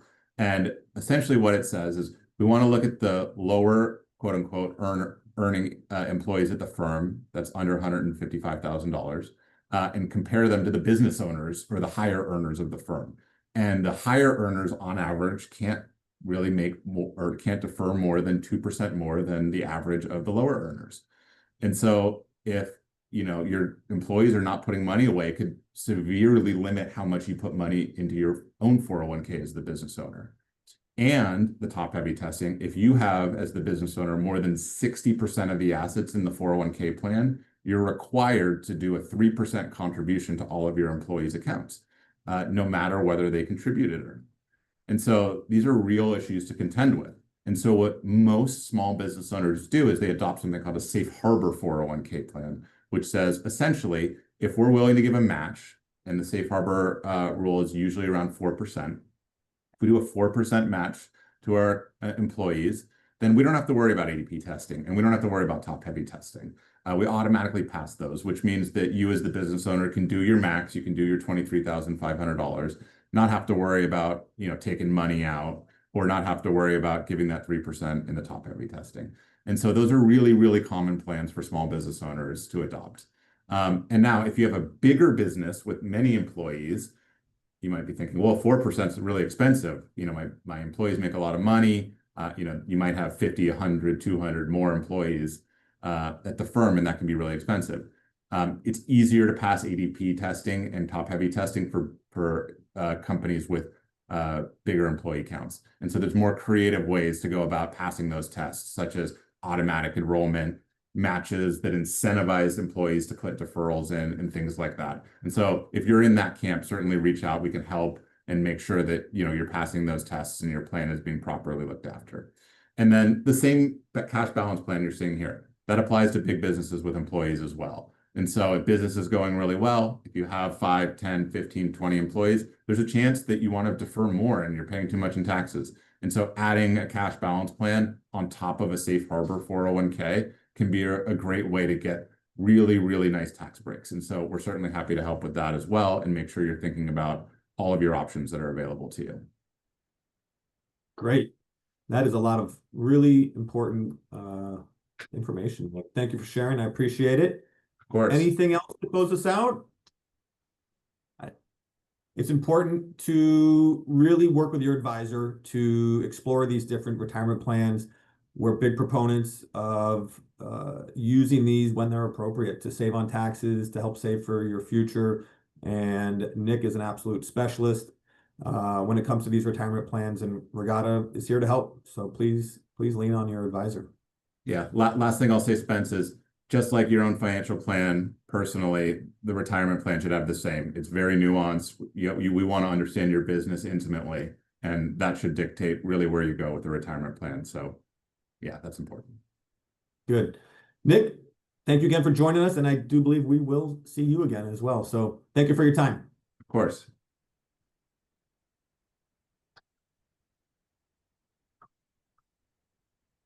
All right, let me see if I can get caught up on some Q&A. I'm going to take a peek here if we have any questions. Okay, so we've got a lot of good information. I'm going to bring us back to the beginning here, as we are going to be joined shortly, finally, by some women here at our organization. I showed everybody the profile earlier and probably wondering where they are, but our next 3 sessions will be led by women, which is great. So, like I said at the start, we work with clients in 40 states. What are the 10 states that we do not have clients in? Alabama, Alaska, Idaho, Illinois, Maine, Nebraska, North Dakota, Rhode Island, South Dakota, and West Virginia. So if you can help us get to all 50 states, we are still open for business and welcome wonderful referrals. As a reminder, you're getting a lot of information, and please do reach out to your specific advisor at Regatta Capital Group to get customized advice. We're very proud of bringing customized financial planning to our clients and building customized portfolios as well. So whether it be crypto or venture or the private markets or none of those asset classes, but building a completely liquid, highly diversified, high quality portfolio with traditional stocks and bonds, we're here to help build the right portfolio for you. Again, we appreciate your time. I'm going to keep this moving along, and we are now joined by Erica and Ellen. I'll let you two introduce yourselves and kick us off with a conversation around taxes. And there's a lot in front of us and a lot of changes that are coming our way. So looking forward to your section to learn about how those changes and updates apply to our clients. So let me pass the remote over to you, and then if you two could take it from here. Thank you, Spence. Thank you. You're welcome. We've come to the most exciting part of this presentation, if we may say so ourselves. We'll introduce ourselves really quickly. All right. I'm Ellen Himmel. I brief history. I spent about 20 years as a corporate securities mergers and acquisition lawyer. I transitioned over into the financial area about, it's going to be almost 20 years ago. Started doing tax preparation, and then I joined Regatta in 2016 as a financial advisor, and it's been just a fantastic experience. And you have an office in Brentwood? And my office is in Brentwood. The Regatta office is in Brentwood proper, and it's been great. Thanks, Ellen. My name is Erica. I've been at Regatta since 2017. My role at the moment is financial planner, and I assist Nick and Britt's clients in creating financial plans that are sound to them. I like to think of myself as a problem solver. If our clients have any questions at all, they are very welcome to send me an email, and I'll be happy to help them. Okay. Thank you both. Appreciate it. Good. Yeah. Let's see. You just click there once and you should have you should be able to move along. There we go. There you go.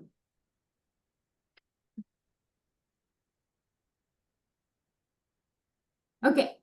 The key takeaway from our portion of the presentation is that the One Big Beautiful Bill Act, which was passed last July 4, 2025, made permanent some of, if not most of, the Tax Cuts and Jobs Act provision of 2017, such as higher tax deduction, lower tax brackets, and high estate tax exemption. It also introduced new laws, such as a temporary high deduction for seniors, and you're now able to deduct some auto loan interest for your cars. And as a quick reminder, these provisions were originally scheduled to sunset at the end of these years. So we can get started and see what those are and what they look like going forward. There's a lot here, so we'll try and be really brief. Right. There is now 7 tax brackets, lowest at 10%, up to the highest at 37%. That was one of the provisions made permanent. Standard deduction was doubled as a result of the Tax Cuts and Jobs Act. That is now made permanent. So you can see that for married filing joint, that standard deduction is $31,500, which is that much income excluded from tax. Those are going to be, both of these are going to be indexed for inflation moving forward. We will kind of get into it a little later, but this is a new one, but for those individuals over 65, as of the end of the year, you may be eligible to take an extra $6,000 kind of as an extra standard deduction, or extra deduction, I should say.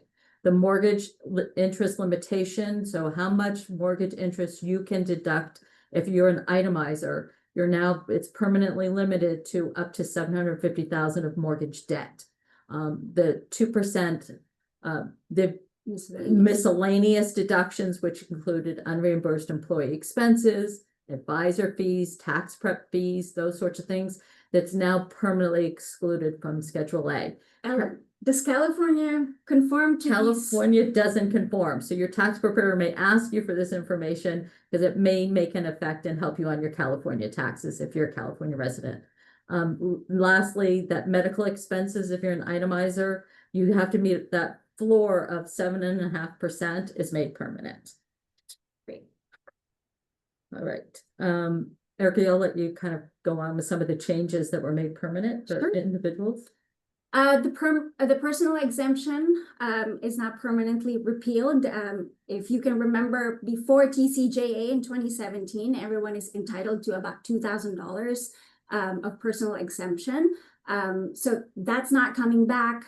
We will definitely miss how simple it was to fill out a W-4. If you can remember, now it's more complicated. So ask your CPA on how to best fill that out. The child tax credit is still available. It's at about $2,200 per child, and it's also permanently indexed for inflation. Most of these are subject to income phase out. So make sure you qualify if you qualify. Other dependent credits of $500 is still around, and it's been made permanent. And the good news for small business owners and people who get income from their pass-through entities, like, in the form of a K1, they still get to take advantage of that 20% qualified business income deduction. And that includes those people who file Schedule Cs that are independent contractors or self-employed individuals. They can take advantage of this as well, which is a great tax savings. Ellen, let's talk about the SALT and what changes they've made to it. So SALT this is state, and SALT is basically an acronym for state and local taxes. It's part of your Schedule A if you're if you itemize on your tax returns. Under the Tax Cuts and Jobs Act, it was limited to $10,000. So that meant a lot of people who paid higher property taxes or had higher state income taxes, they had more income subject to tax as a result. Highly negotiated as part of this one big beautiful tax bill that's now raised to $40,000. That SALT limitation is $40,000, but it's a temporary increase from, as we show on the slide, 2025 through 2029. In 2030, that SALT limitation reverts back to $10,000. There also is phase out. So if you're a high income earner over $500,000, it starts to phase out. The $40,000 goes down, and if you have a modified adjusted gross income of over $600,000, you are completely phased out of the 40. It doesn't go down to zero. You're just back to that $10,000. What does it mean for PTET? So PTET is the pass-through entity tax. And some high income tax states have adopted this as a workaround the SALT limit. So for California business owners, this will definitely still become an option, and other states will definitely reevaluate. Yeah. All right. So, Erica, you want to? Yes. So estate tax exemption has been made permanent. It's now increased to $15 million for 2026. It's indexed for inflation, double that for married couples. As a reminder, I think it's 13.99 million for 2025. So that's definitely good news. Not to say, schedule your death, but now's a good time to maybe pass away. I'm kidding. We don't have the annual gift limit yet for 2026, but it's likely to be $20,000. And for 2025, it's $19,000. And you still have time to make those gifts to anyone that you want. And I may add that you can pass on those dollars prior to death as well, and take advantage of that high exemption in case it does change in the future. Exactly. The new tax bill also revamped and made some changes in how charitable contributions are taken as a deduction. So as a quick background, in the past, if you're a non-itemizer, meaning you're just filing a standard deduction, you cannot claim any charitable contributions at all. So going forward, beginning in 2026, if you're a non-itemizer, you can claim up to $1,000 of charitable deduction and $2,000 if you're married against your taxable income. Right. And starting again in 2026, what they added is that if you do itemize and you list your charitable contributions as part of your Schedule A, that you are now subject to a floor. You've never had a floor before. It's always been dollar for dollar. That's what you deduct. There's limitations, but we won't go into it right now on that point. But there's a new floor, and it is 0.5% or half a percentage point of your charitable contributions. So what this means here, I'll just give a quick example. If my adjusted gross income was $100,000, your floor is now half a point, which is $500. So if I did $2,000 worth of charitable contributions, I can actually, my first $500 is not deductible, but I can deduct $1,500 of charitable contributions. Right. And this gives way to really tax planning for 2025, because these changes are not going to kick in until next year. So for 2025, there's no floor yet. So this will be a good time to make those donations now. If And moving forward, there's something, other ways you can always bundle going year to year if you have a concern that you're not going to meet the floor. There's also things if you are already required to take RMDs and you'd like to make a charitable contribution, to really think about QCDs, which are qualified charitable distributions, because those again are dollar for dollar, you are excluding from taxes. Right, and that's not subject to the floor.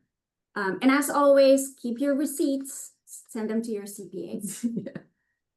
Do you mind if I jump in here? So No, do absolutely. you think that these tax codes will lead to, I guess speaking specifically to our clients, more folks itemizing their or less? I mean, what and that standard deduction, can you maybe summarize how you see that affecting our clients' tax returns? Of course. So with the TCJA, which was the tax law change in 2017, what they did was they ultimately doubled the standard deductions. And a lot of people were now not subject to itemizing. So more people are filing their tax returns like 1040 easy. We can imagine that the SALT, it being raised, sure, more people will probably itemize now. But remember that 40,000 increase is still subject to income limitations. So Yeah. yes, there will be more people now itemizing, but not as many as what it has been pre-TCJA is what we're imagining. So maybe those folks who are earning their AGIs in that, maybe $200,000 to $400,000 range, as long as they're under 500,000, that SALT limit coming up to 40,000 makes a big difference. Correct. Absolutely, because you're essentially excluding $30,000 from income tax. That was included. Right.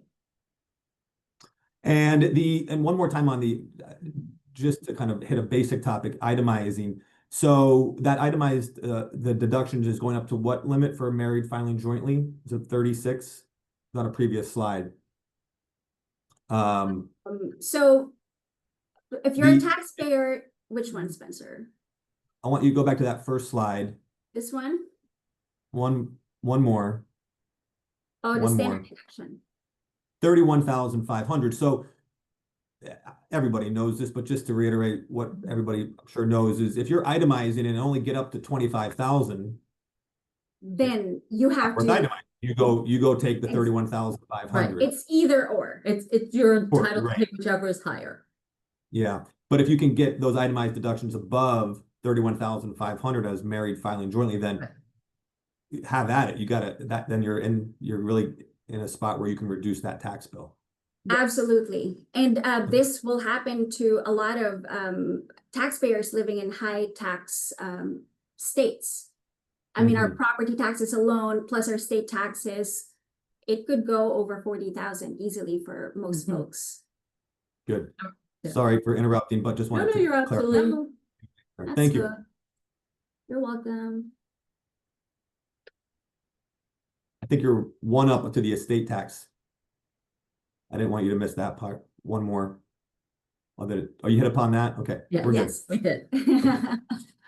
We prepared more slides, and I think we have some time. We can discuss some of these. And as Ellen has mentioned, there's no way for us to talk about all of the changes that were laid out in the OBBBA. So if you think, talk to your CPA to see what you can qualify for sure.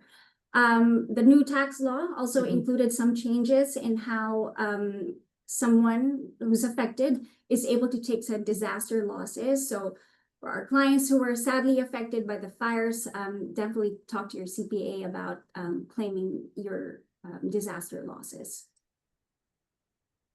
Ellen? Okay, so here we'll just try and be quick because I know we're a little short on time. Probably heard a lot of conversations about no tax on tips and no tax on overtime, and that's really that was approved, but there was some limitations. So those that receive or industries that receive tips, you are not you may exclude from tax up to $25,000 of tips. But again, there's phase outs if you have a certain amount, if your income is high enough. For those that receive overtime pay, that you can exclude up to $12,500. It's double that for married filing jointly, but again, phase out subject to limits. And even though you can exclude from regular income tax that up to 25,000 on tips and up to 12,500 on overtime, it is not excludable from the social security, the FICA taxes, what we refer to as Social Security and Medicare. It is still will be, you'll still be taxed on that.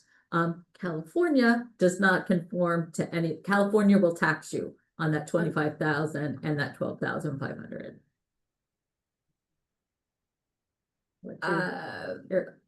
Some more quick things we all know, or we've heard of them anyway. Energy credits, the 7,500 credit for purchase of new EVs, that's ending, that's coming up in 4 days. The previous expiration of this was 2032, but now it's coming up.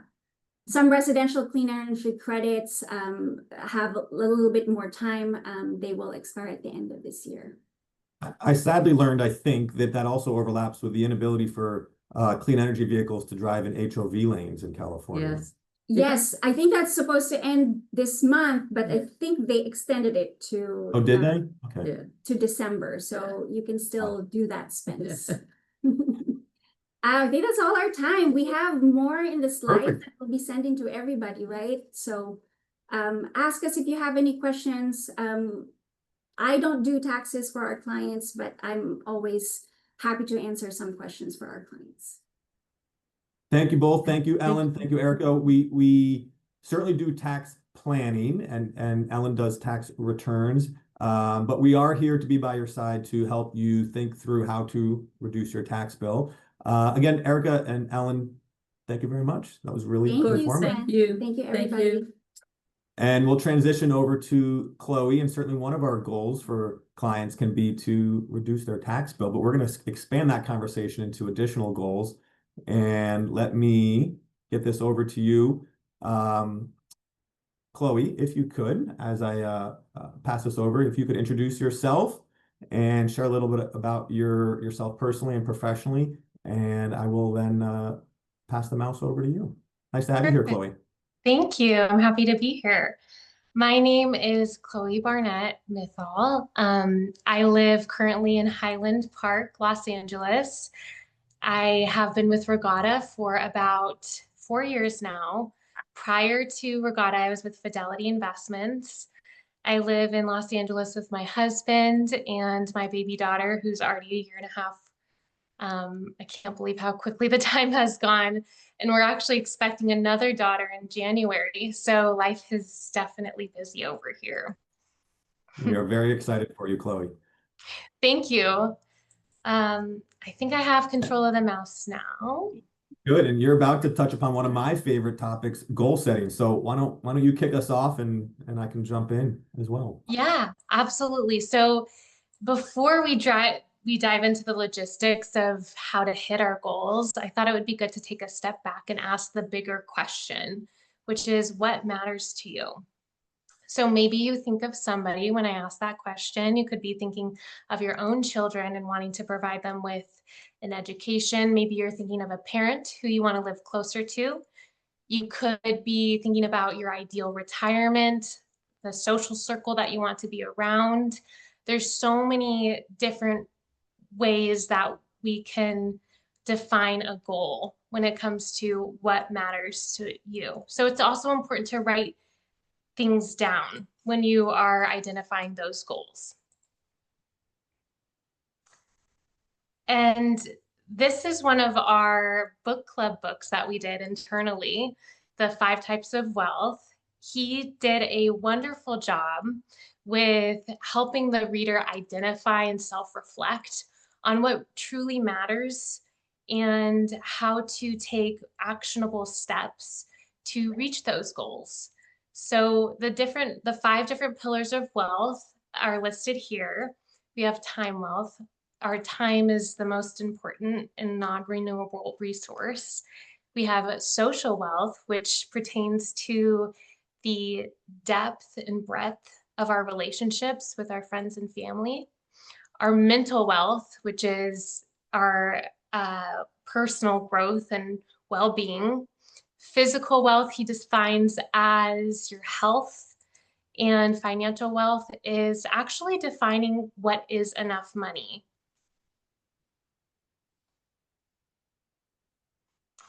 We love that book. We do have a book club at Regatta this year, and that was our first book of the year, and we do highly recommend it. I love this saying that goals give our money direction. So we've listed some common goals here. We hear a lot of aspirational goals in our profession. So it may be that they want to spend more time with their family, or they want to travel the world, but actually putting it into action steps is what we're going to talk about next.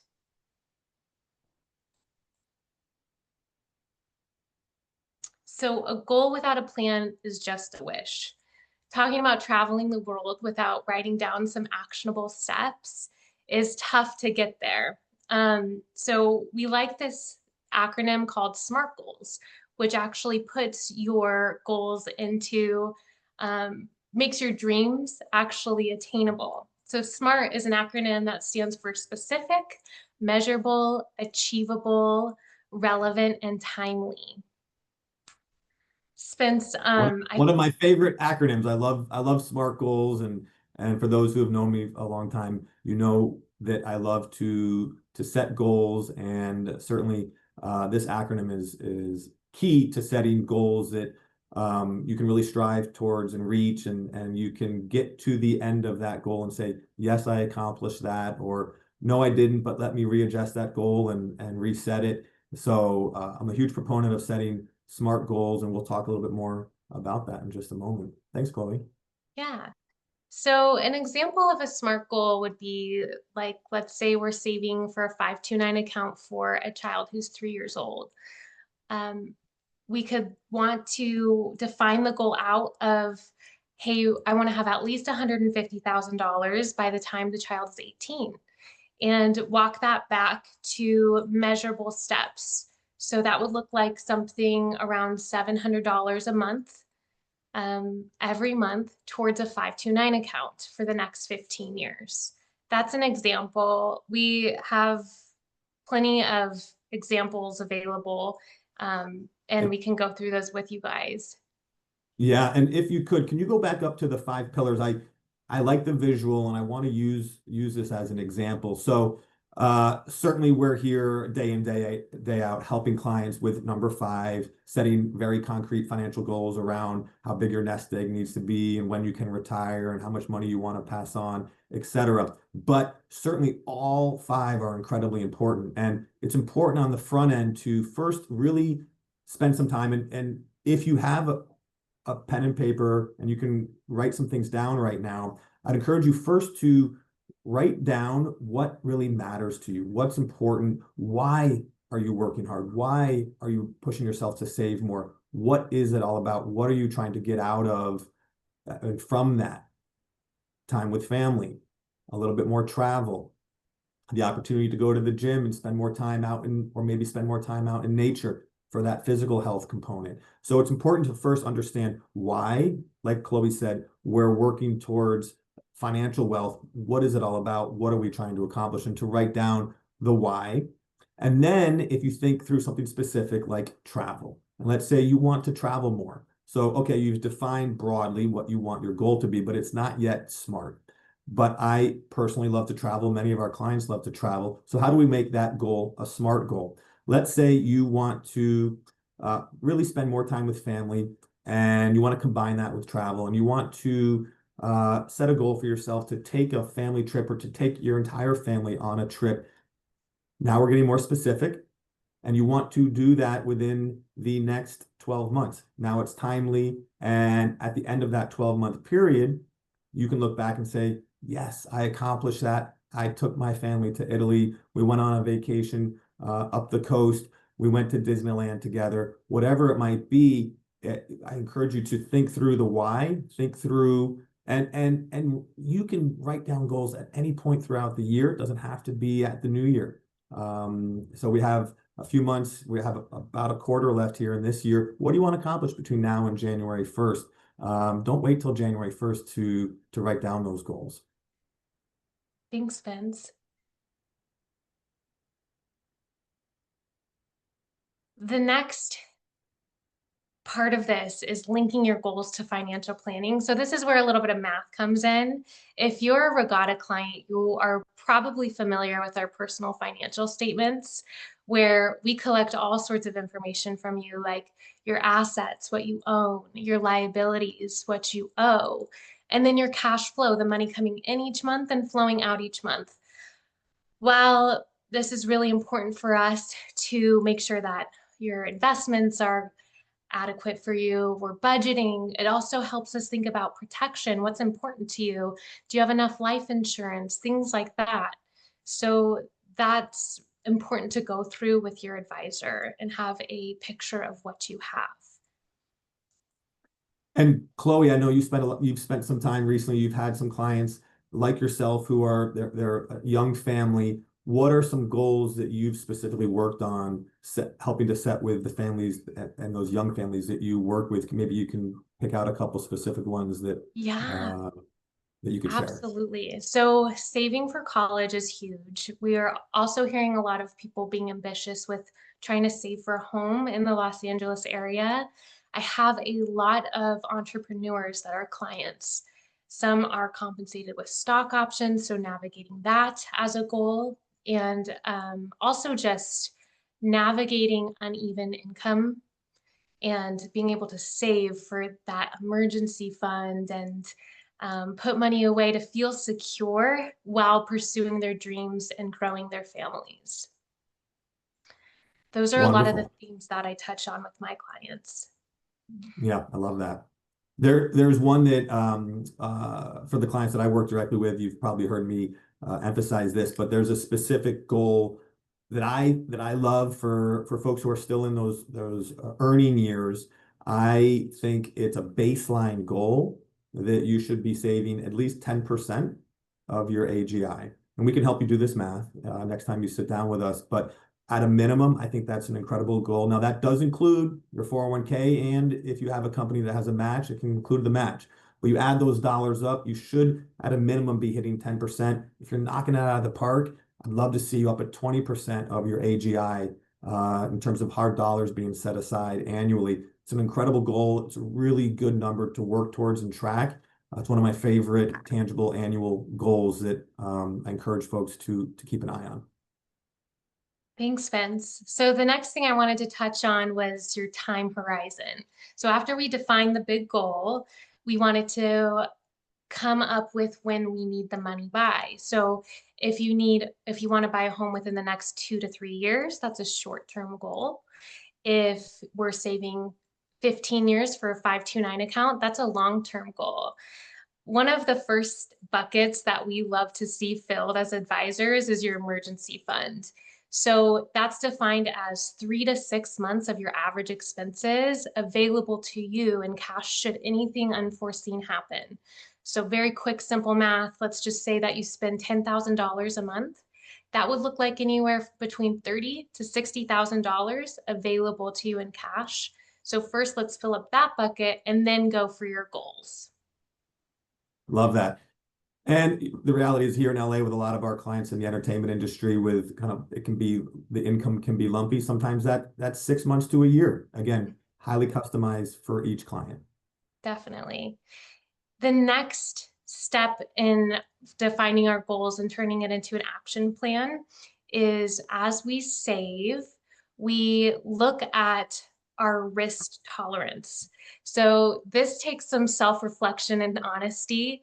If you were invested back in 2008 or COVID, or even earlier this year when the tariffs hit, being honest with yourself, if you were wanting to move to cash, or if you saw it as more of a buying opportunity and you were more aggressive. Having these honest conversations with your investment advisor will help us fit you to the best portfolio per goal that you have. So much of the success of investing and proper financial planning is lining up timeline. Exactly like Chloe's saying, you need to keep short-term investments in a bucket. The goals that are short-term those dollars need to be in short-term investments.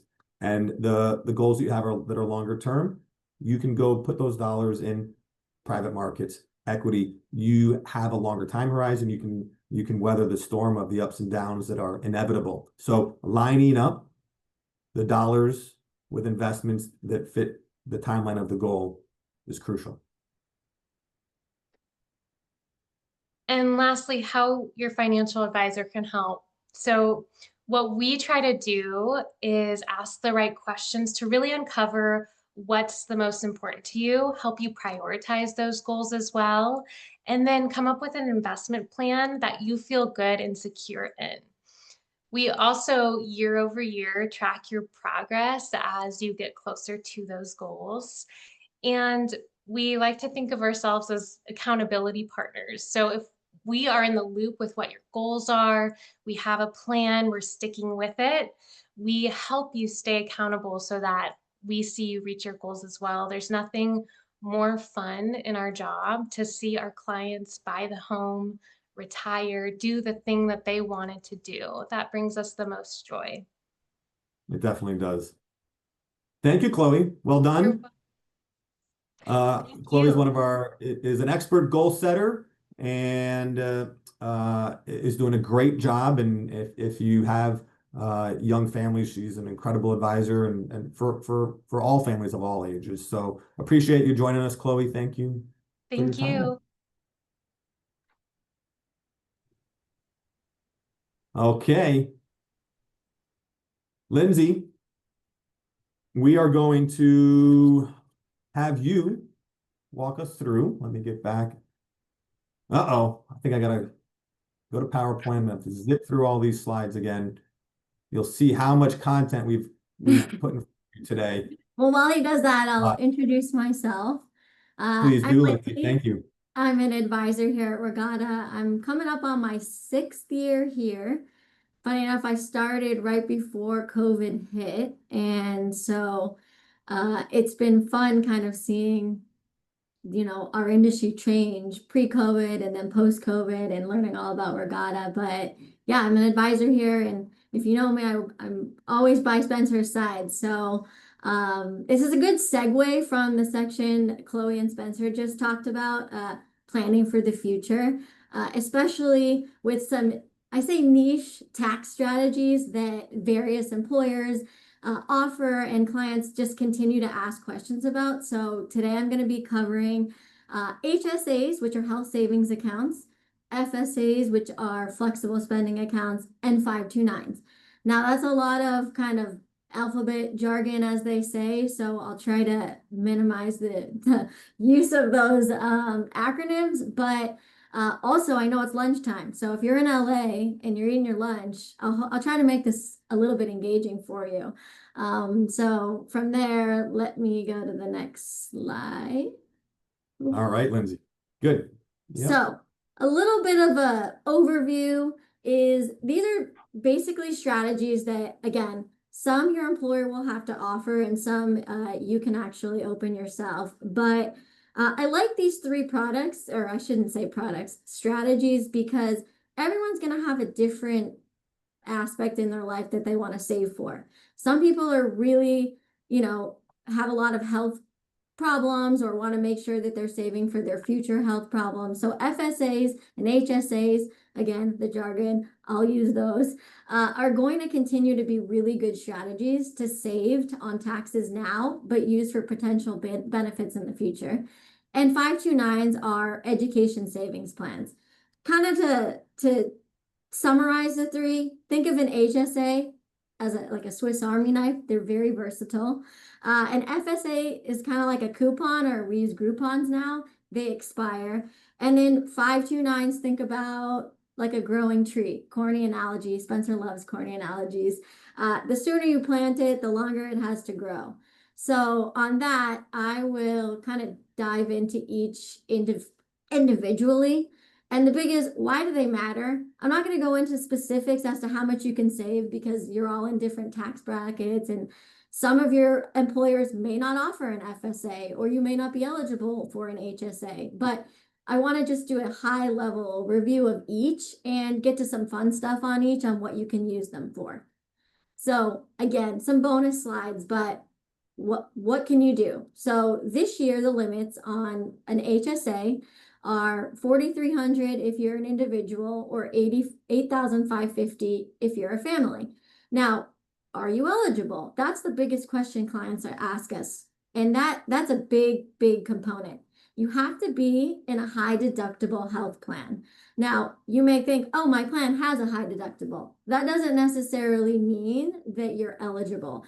So we really do recommend, if you're interested in opening a health savings account, you talk to your employer and you review your health insurance options, because at the end of the day, you may be eligible, but it may not be the right plan for you. So we don't say, oh, get it for the tax benefit. FSA, same thing. Your employer has to offer it. So for instance, like, we don't have it at Regatta. So, it really is employer specific, but it is another good tool to save for healthcare expenses. And then a 529, there's really no limit to contributions.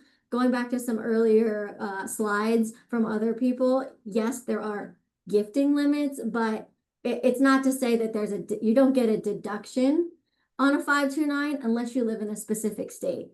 So I'll go through that more, but I just wanted you to kind of see. Lindsay? Yeah. Yeah. I just, sorry to interrupt. Before you switch the slide, I just wanted to jump in. Yeah. So again, I think the points you're making are very important. So the HSA, they have to be in a high deductible health plan to have the eligibility, but still, like you said, it's client by client in terms of whether it's appropriate or not. The rollover aspect, what can you expand on that and compare that to an FSA really quickly? Yeah, I can. And I'll actually just jump to the next slide, because that's kind of where we go into the HSA. The rollover aspect just means, for instance, let's say you're eligible and this year you want to contribute $4,300. You do not have to use or spend all $4,300 this year. You can get the deduction this year, and that you can invest those dollars and let it grow. And then next year, do the same thing. And then next year, do the same thing. You don't have to spend the dollars. It actually grows infinitely. And I was actually just reading an article about how a couple has saved in an HSA for 20 years and never spent it. And it's just growing. And now they can spend it on long-term care or, home care facilities later in life. So that rollover just means it carries forward to each year, and you can continue to let it grow. And it's holy grail, as I wrote, because it grows tax-free.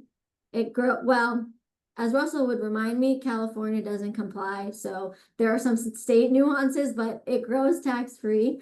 And if you use the dollars for eligible medical expenses, you can take the dollars out tax-free as well. So it's very powerful, right, Lindsay? I mean, I think it's the only account where it is. You can get a tax deduction on the way in. The money grows tax deferred federally. And as long as it's for health-related expenses, it comes out tax-free. It's really, really powerful. Yeah, and then actually at age 65, it turns into an IRA, which I think was covered in another section. So there are some nuances once you turn 65, but it's great. And I think some questions that clients ask us are, well, should I do a high deductible health plan so that I can have an HSA? Well, that's a very nuanced question, because, for instance, I'm young, I'm healthy, and I don't go to the doctor all that often. So for me, it makes sense. But, if I was planning to have a child or I was planning to have a surgery, out-of-pocket costs can be a lot if you're in a high deductible health plan. So you really have to weigh those options before deciding. And we have had clients come to us, oh, should I do it? Should I get the deduction? What should I do? So we always recommend you really think about your own goals and needs before you just do it for the deduction. Now, a quick fun thing is, what can you use it on? Well, Spencer and I like to go to Barry's boot camp, and you can now use an HSA for Barry's. And one of the books that we're reading as a firm, you can use it on an Oura ring, you can use it on LASIK eye surgery. It's come a long way, and it really is a good strategy if you have the extra dollars to use. Now, I've kind of spent too much time on HSAs that I'll spend just a minute or two on FSAs. The reason is not every employer offers it. And the downside to an FSA is it's use it or lose it, depending on if your employer allows you to carry some of it to the next year. It's very rare, but there are clients whose employers offer it. As you can see, the contribution limit is a lot lower, or well, I guess $1,000 lower, $3,300. You can use it for similar items. There are some FSAs that allow for childcare. And again, it's really so specific to that employer. But a fun fact is if you decide to enroll in one, those dollars are available come January 1st. So you could essentially contribute to it throughout the year, but the bucket is available. So it's kind of a fun account if your employer offers it, but you really need to think about, am I going to use it all this year? So maybe. One other fun fact about these is, I don't know if you've seen these kind of, they call it the sunscreen surge. So a lot of people who don't use their FSA come December will go ahead and start buying a ton of sunscreen, something that doesn't really expire fast, or they'll, stock up on contacts. So I do encourage you on an HSA, FSA, is it right for me, to talk to your advisor or even your whoever is your HR benefits at your company to see if they're offered.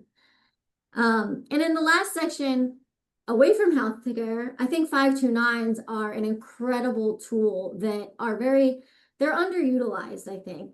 And part of that reason is because there's not that big of a tax benefit depending on the state you live in. So for instance, California, once again, there's no deduction for the contributions that you put in.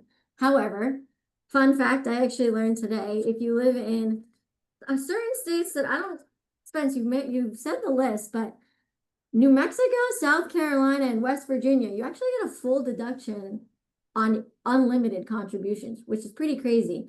And then following that, it's Colorado, Pennsylvania, and Illinois. Now, I wouldn't say don't do a 529 because your state doesn't have a deduction, because there's other benefits. The dollars go in and they do grow tax-free, assuming you use them for qualified education expenses. So a lot of clients will come to us, say, should I open a 529, or, should I just invest dollars on the side? And if you're one of our clients, we are proponents of 529s where they make sense, because what if your kid doesn't go to school, or what if they decide to study abroad? They've made these so much more convenient for clients that we do recommend them where it makes sense. So just to reiterate now some new updates, you can now use a 529 for up to it's $20,000 a year you can use for K through 12. And going back to, what if my child doesn't go to school? Well, you can move between kids. If you decide to go back to school, you can become the beneficiary. Grandparents can open them. They're so flexible now. And last, for going back to the taxes, any unused 529 funds can be rolled into a Roth IRA for the beneficiary. So I can't tell you how many times in the past few months clients have asked about these, and we're like, well, you can roll up to $35,000 into a Roth IRA, which is pretty cool because, your kids could start off with a good chunk of money in a Roth IRA if they decide not to use it. So in my last few minutes, I wanted to share some fun things that you can actually use a 529 on. Lindsay. Yeah. Do you mind if I just, before you do that, I just want to share some math quickly on that fourth bullet point about starting early. Sure. Lindsay said we're proponents and love 529s when you start early. For example, if the moment your child is born, you set up a 529 and you put $25,000 into that 529, rule of 72, if that money grows at 8%, you divide 8 into 72, that's 9. That's how long it'll take for your money to double. Well, you have 18 years until they go to college, so it doubles twice. So 25,000 in 9 years, if you earn exactly 8%, you have 50,000. And then at 18 years, $100,000. And the benefit of a 529 is that $75,000 of growth does not get taxed and can come out and be used for education. Yep. And so going back to that, to summarize, and I think there's just a couple fun things for 529s. You can, in fact, use them for study abroad. You can use the dollars. Let's say your child decides to live at home. You can reimburse living at home expenses up to what the school's room and board costs are. People do forget, like trade schools. Let's say they do online classes. You can still use a 529. They don't have to just go to a 4-year university or a 2-year school. They've become more flexible.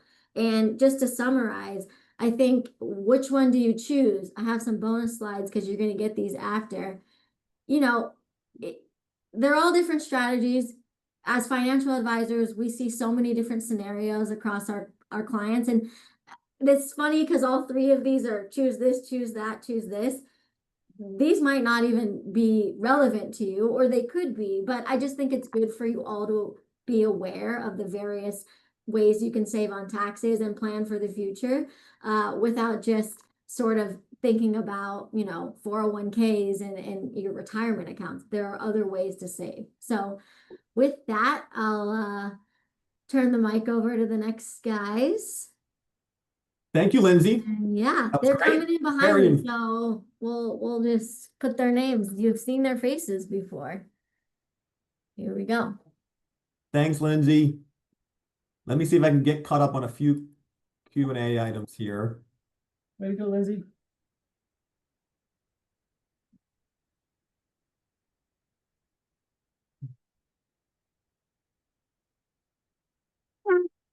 Some good questions about goal setting. Again, we're here to have one-on-one conversations with you about goal setting.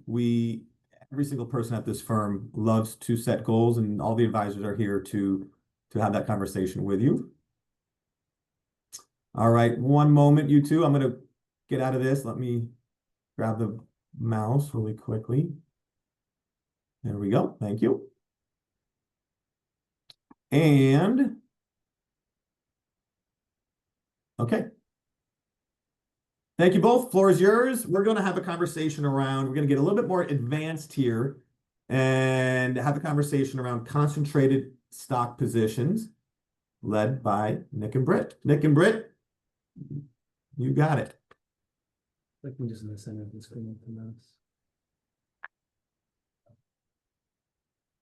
All right. Thanks, Spencer. Good to be back on screen. So for the concentrated stock position conversation, Nick, tell us, are we just talking about stocks that someone owns in their portfolio that have done really well over time and become a big part of the portfolio? That's certainly one way to accumulate a lot of concentrated stock, but as many of you may know, there's many ways, and you might experience, different types and shapes and forms of ways that you might accumulate. And so really, congratulations. If this is your scenario, you've made a good decision. You have accumulated some assets in a nice concentrated way. And so you've made one good decision already. We want to help you think through, how do you make another good decision? And so, like you said, it could be that you invested in the stock 5, 10, 20 years ago, and it's appreciated over that time frame. And now it just pains you to think about the tax consequences of selling. Or you could work for one of these big tech companies and be granted RSUs every year and opt into the employee stock purchase program and potentially have exercise options from when they were private. And all of that leads to you accumulating a lot of stock. Or maybe you work for a privately held business that has since gone public or was acquired by another publicly traded stock. Another option could be that you inherited some assets that were in an irrevocable trust that didn't get that step up in basis, or maybe it did, and now you're wondering what you should do with it. And so ultimately, there's a lot of different ways that you can accumulate a lot of one particular stock. And as we go through the strategies that are available to you, there's some nuance to this. And you might want to ask yourself, well, how much have I accumulated? Is it a $50,000 stock position? Is it a $5 million stock position? Anything in between really might affect how advanced or right down the middle your strategy might be. Another big consideration here is have I accumulated this stock in a means of just acquiring it through my company, and maybe the tax bill isn't as big, or maybe I inherited that and I got that step up in basis and the tax considerations aren't as large, or maybe, like you said, you've owned this stock, it's done incredibly well, we don't want to pay the taxes, or it scares us to pay the taxes, and so it's, you know, kind of that crippling anxiety. What do I do? How do I handle this without having to pay Uncle Sam? And so there's some nuance there. Anything else to add, Britt? Yeah, a couple other considerations. I think when we think about concentrated stock positions, what we're really thinking about is when a stock becomes maybe more than 5% or so of your investable net worth. So all of your assets minus your house. At that point, we think from a risk perspective, it's probably too much to have in any one business. Great. A couple other quick points. Age is definitely a factor when we're thinking about whether or not to do advanced planning around this. If someone is in the later years of their life, then they're closer to getting a step up in basis in this investment for their heirs. Whereas if someone is very young and that's decades away, then some of these strategies we're talking about might be too kind of drawn out. You kind of kick the can down the road for the capital gain, but if you have to do that for 30, 40, 50 years, there might be some drawbacks that outweigh the benefits. So we always take that into account as well. And then certainly what actual investment you own matters. So not just is it appreciated and is it large, but is it a good investment going forward? Does it have good merits? Does it fit in your portfolio? Or is it something that's too risky, overvalued, et cetera? So we'll look at that as well. So why don't you go over this chart as to just what are the risks of owning individual stocks versus the broader market? Yeah, so it's pretty interesting and not necessarily intuitive, but if we look at the data, so we'll start with the graph on the right, actually. The graph on the right is showing basically what a large basket of stocks will do over time, and it's going to do about 10% is the median. So if you took the middle of all the ranked baskets of stocks, the middle one is going to do about 10% appreciation in a year. But if you owned an individual stock, the middle one is only going to go up about 2% in the year. And how does that make sense if the basket of stocks is just made up of individual stocks? Well, it's because of the very tall tail you see at the right edge of the left graph there. So basically, there's a very small number of stocks that end up driving the overall index up quite a bit. And unless you own that one or two or three top performing stocks of the year, most stocks end up being about flat for the year. And so if you own a really concentrated position, continuing to own that means that probably you're going to underperform what you would have with a basket of stocks and also have higher risk by doing so. Good context, Britt. And so then we have to think through what's your scenario? You should talk with your financial advisor. How big is my position relative to my portfolio? What are the tax consequences? All of those things matter. If relative sizing of your portfolio and of the position is smaller, we can really look towards maybe some of these more basic strategies. And so that could be gradual selling. We want to, of course, sell when our position's at a capital gain, so we've held it for at least a year, and then maybe we want to spread those tax bills out over a 2, 3, 4, 5-year period, and really just gradual selling can help limit it. Or you work for one of these big tech companies, you get your RSU grants, and you pay your income tax on the day that it's granted. Maybe it makes sense to sell those immediately before they have the opportunity to go up or down, just because you already own so much of that stock. And so those are, fairly simple strategies of just selling along the way to make sure that you're not accumulating too much of one position. Another thing you can do is tax loss harvest. And so just like you said in the last slide, while parts of the market are certainly up or the larger growth aspects of the market can carry a stock portfolio, maybe you have some losses with other stocks in your portfolio. And so if we think to sell those positions, perhaps we can realize a capital loss and offset your capital gain. And so that's a nice way of selling off some of your concentration and really not having to pay too much in taxes if you have losses in other parts of your portfolio.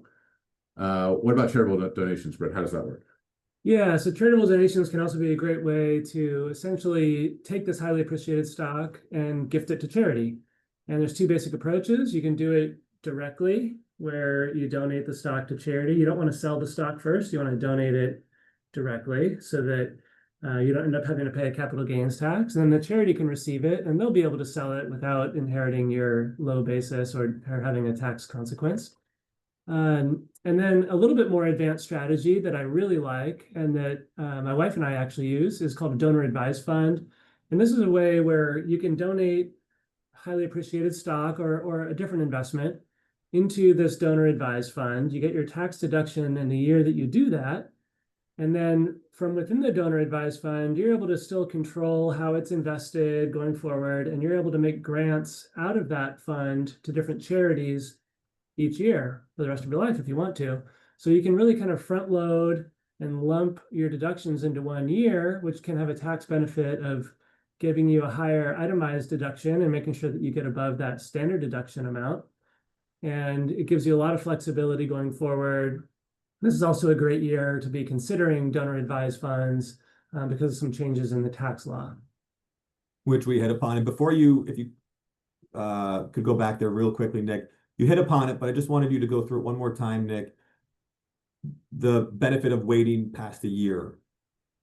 Yeah, certainly. So if you've owned a stock for anything less than a year and it appreciates, if you've made $1,000 in that stock and you sell the stock before it hits that 1 year period, that $1,000 gain is going to be subject to, it's called a short-term capital gain. It's subject to income tax. And so that is effectively, maybe 10 or 15% higher than what you'd pay on capital gains rates, which can be 15 to 20% rather than 30, 35% if you're in the higher tax bracket. So ultimately, waiting that year is a nice tax positioning so that you're paying as little taxes as possible. Thanks, Nick. All right, now we'll get into some advanced solutions. These work well for higher dollar amounts, stocks that are highly appreciated, have a big gain. So we'll talk through a few of these here. So direct indexing can be a great strategy in some circumstances. In this case, what you do is you have your highly appreciated stock, you hold on to it for a moment. Meanwhile, you fund a direct index account using other cash that you have or income on a go-forward basis. And within that direct indexing account, what's happening is you basically own a broad index of stocks, but as any stock goes down a few percent, it's automatically sold in order to harvest that taxable loss for you. And then the proceeds are used to buy a new stock within the index that you didn't already hold. And so this is just a way to basically own something that's very similar to the regular index and have that market exposure, but while generating an awful lot of taxable losses. These are not economic losses, by the way. Your account might still be going up in value, but you're able to generate these taxable losses, which you can use to offset the gain when you do sell your highly appreciated stock. And Britt, what roughly how much money would that take to be worthwhile to invest in a direct index? Yeah, you'd want to be putting at least a few $100,000 into the direct index. It depends a little bit on the manager, but right around there. Perfect. So the next line item here is options. And so going back to your individual strategy, what do you own? And then what's your outlook? What do you want to happen with your stock? And so there's a couple things you can do with options. If you are saying, gosh, my stock's appreciated so fast, I'm really scared that I own so much and that it might go down in value quickly. You can put hedges on a stock. So if you were to buy a put option, you're essentially paying a premium, you're buying a contract to protect yourself on the downside. And so that can be incredibly valuable to, for retirement planning, to make sure that that stock is not too volatile and you can kind of, lock in those gains that you've already made. Another option that you have is to sell calls. And ultimately what that does is, let's say you own a very concentrated stock position, but you don't want to sell right now. You think that the price is not high enough to where you're enticed to sell. Maybe the stock's gone down a little bit recently. You might say, well, I really, the stock's trading at $150, but I really want to sell it at $200. You can you can sell call options to where you're collecting premiums, you're collecting income, And if your stock goes above that $200 mark, it'll sell to the owner of that contract. And so essentially what you're doing is you're collecting some income along the way, and you're selling that stock at a predetermined price that's okay for you. You may say, I'm really happy if it goes above 200, I would sell then. And so the outcome in that scenario is if it didn't go up to 200, ultimately you succeeded because you collected more income than you otherwise would have if you just held the position. If it does go up to 200, great, it went up to 200. I'm able to sell my position now at a price that I'm really happy with. And so that can be a really great strategy to put in place as well if you're looking to divest from your stock, but maybe the timing isn't quite right. You don't like where the price is, or maybe you think it's too high. Those can come into play really well. The last strategy on this page is called an exchange fund. And this is a great way, if the other two strategies aren't working well for you, to basically take your position and exchange it, very similar to a 1031 exchange that many people are familiar with for real estate. You're exchanging it for a basket of different stocks. So you're able to achieve more diversification with this new basket while deferring the realization of your capital gain. And so that works great, especially for people that are later in life and where they're looking forward to someone having a step up in basis at some point. And then last but not least, what I'll say here is, there's a big difference between, like I said earlier, if you have a $100,000 position or a $5 million position. The larger your position gets and the more tax consequence, the more of these strategies you want to have in place, and the more complex they can be and maybe should be. And so really you can tie all these things together as well to create new strategies. And so theoretically, we could have a $5 million position. We could buy options on both sides of that position so that we're, limiting the upside, selling, collecting that premium on the upside, hedging the downside, really fixing where that stock is at any given time, borrow against that position, take what we borrow, take that cash and put it into a direct indexing strategy to generate more losses on that. And so that's something called a prepaid forward. And so ultimately, all of these strategies can make sense. And as that concentrated stock position accumulates and becomes more and more in value, it might make sense to look at all of these strategies and do a little bit of all of them if it makes sense. Incredible, wonderful information. Yeah, that exchange fund, Britt, it's not solving the tax burden necessarily, unless, of course, there's a step up in basis upon death, but it does solve the diversification issue, right? And that Exactly concentration. right. Yeah, it doesn't give you any liquidity. You still can't spend the money without realizing a capital gain. But if it's money that you don't need to spend during your lifetime and it's more for your heirs, then it's a great solution. Yeah. And like Nick, your point there is that is important, where multiple solutions and strategies can be put into place if need be. So great. We're nearing the end. We have one final 15-minute section that will also include Russell, who's going to slide in next to me here. And we're going to have a conversation around business exit planning. And then we'll wrap up right on time, just before 1 o'clock. And appreciate everybody still hanging with us. So let me take over the mouse. And oh, what have I done there? There we go. Okay. So I want to have a conversation, Russell, around business exit planning. We have had the opportunity to work with a good number of clients that have been fortunate enough to see an exit through of a business that they have started. So let's have a conversation, a little roundtable panel here at the end. Russell, business owners, they often wait until they get an offer put in front of them to then have the conversation with their tax advisor or their financial advisor about what they can do to reduce that tax bill.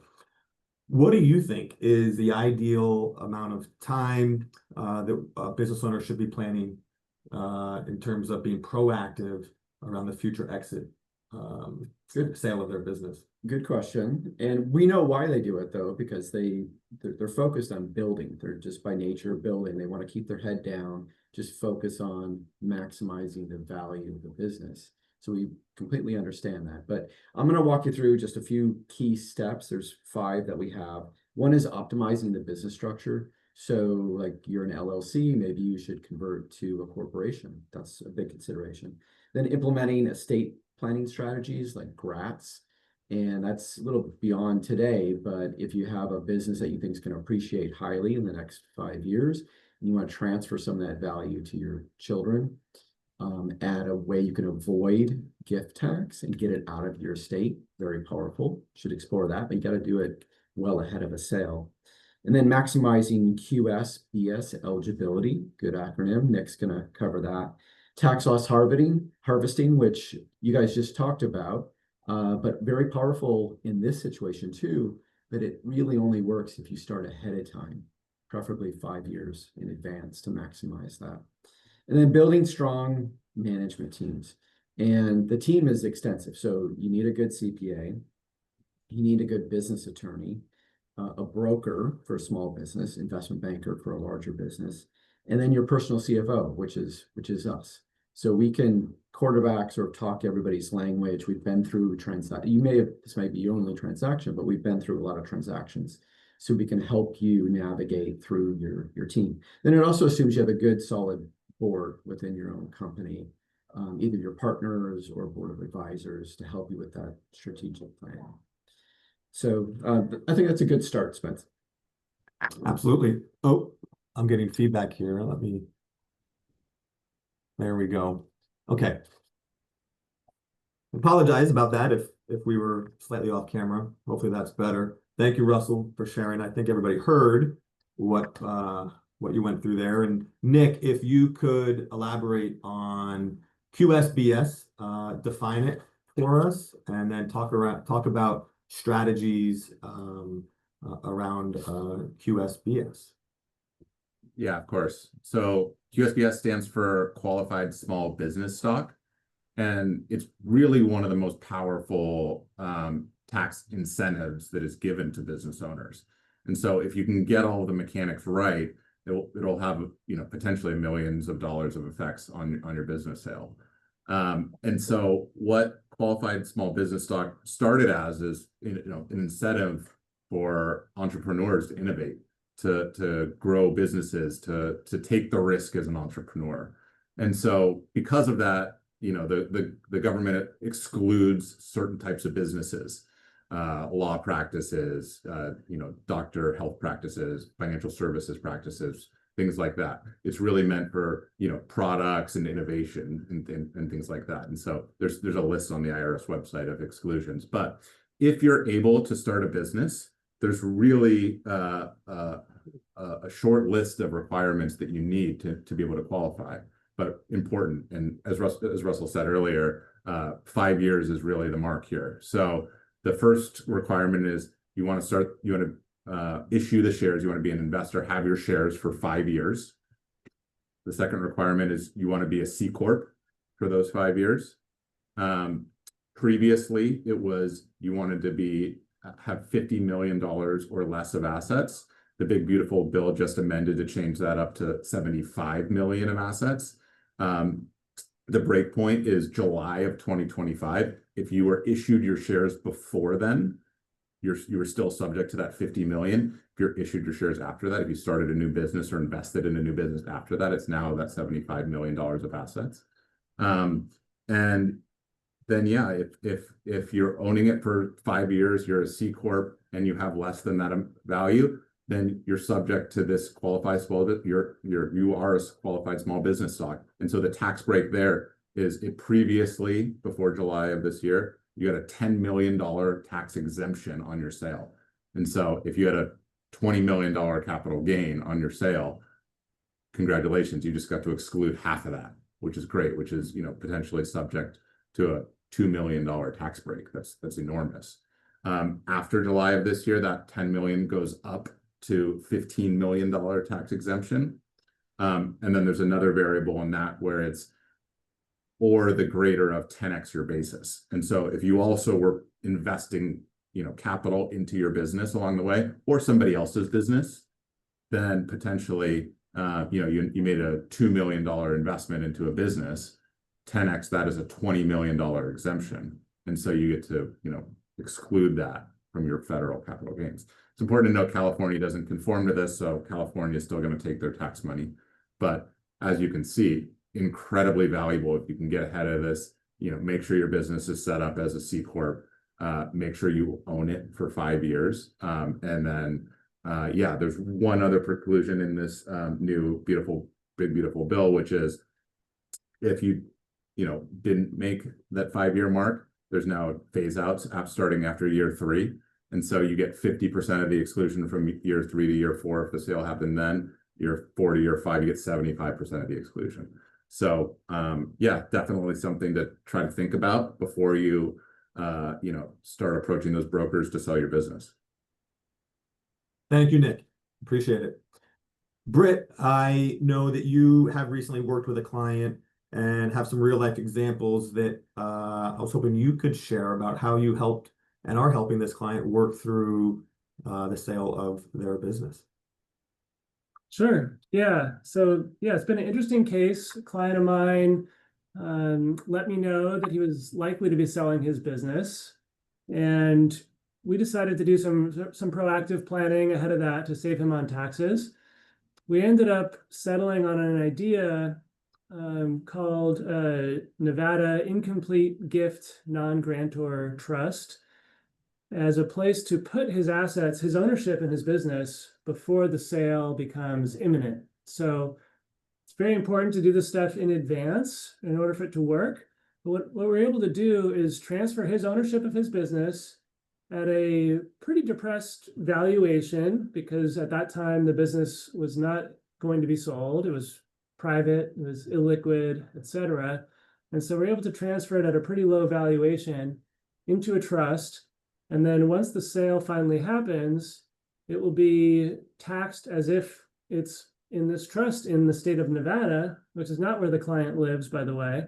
But Nevada has 0 state income tax. And so this capital gain, when it's realized, will be taxed in Nevada.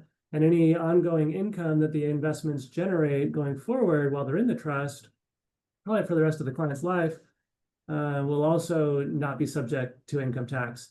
So it's going to save him a few $1 million, and a pretty big undertaking. It takes really finding the right attorney also to help us through this. And so having that network of great attorneys around us, I think enabled us to do it and really save the client quite a bit of money. Thank you, Britt. And if you could, repeat the name of the trust one more time. And this sounds like potentially a better solution than what we hear from a lot of folks, which is potentially wanting to move out of California and uproot their family and go to Nevada or Puerto Rico. This seems like it's potentially a better solution in that regard. It can be worth exploring. It doesn't work well for everybody. It depends on what state the person lives in. Some states have really cracked down and made it very, very difficult or impossible to use these out-of-state trusts in this way. California, unfortunately, being one of them. New York being another. So the 2 highest income tax states have gotten very aggressive about prohibiting this type of transaction. Although some elements of it can still work for Californians. It just doesn't work quite as well. So it's something to discuss and explore. And it's called a Nevada Incomplete Gift Non-Grantor Trust. It's often abbreviated NING, just NING. But it's pretty niche, and not everyone's heard of it, and a lot of lawyers haven't heard of it or aren't comfortable using it. Thank you, Britt. Nick, I wanted to bring it back to you, and maybe you could help us have a conversation around you've helped clients directly with the sale of their business, and there's more to it than just minimizing taxes.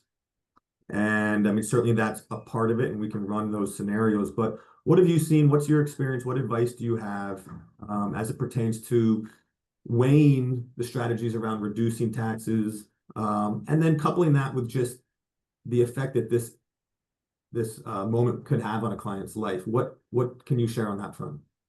I mean, Russell said it best earlier. Why are clients not thinking about this 5 years in advance? It's because their heads down, they're growing their business. A lot of the times it's what they, eat, breathe, and sleep every night.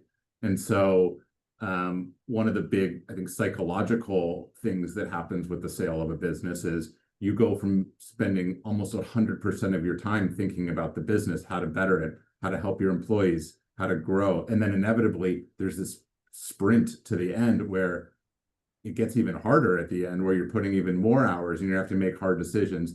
And then you come out clean on the other side of it and you go, what's next? I haven't even thought that far ahead. I've just thought to the exit. And so there is certainly this very, very, very important psychological event in your life where you have to really think through, how am I setting myself up for success?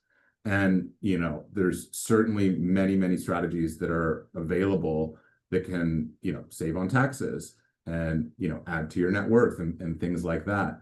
But there also is an element of, you want to be flexible on the other side of this. You want to make sure that you're not overcomplicating your life. You want to make sure that you're ready for that next phase of your life and that you have the flexibility, the wherewithal to really become that person that you're going to become after the sale and not handcuff yourself from the person that you are before the sale. But so ultimately, I think just having a really good team around you that has seen many exits, many experiences go very good, go very poorly, and just really be able to coach you through the different phases of that business exit. It's important.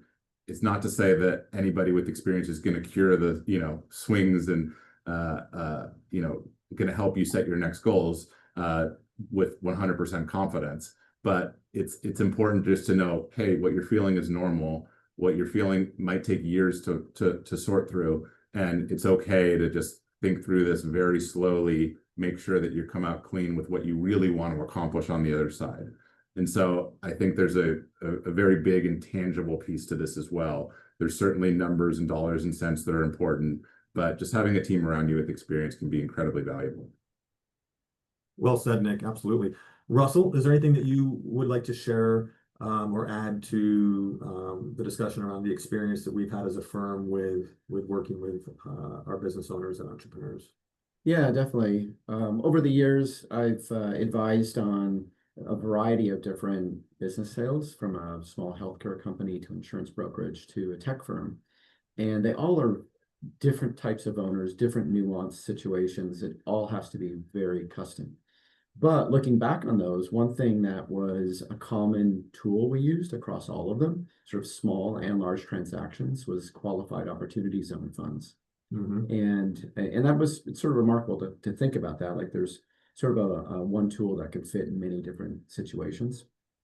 And that could be a whole presentation on its own, but it's basically you put money into a fund that is investing in a particular area that needs investment, so they get special tax code, qualified opportunity zone, and you can reduce your taxes right away, and you can defer the taxes due, and then any money that you invest, you can, as long as it's invested for more than 10 years, you don't have to pay federal capital gains tax on it, which is fantastic. So you get something now, you get something deferred, and then you get a big prize for sitting tight for over 10 years.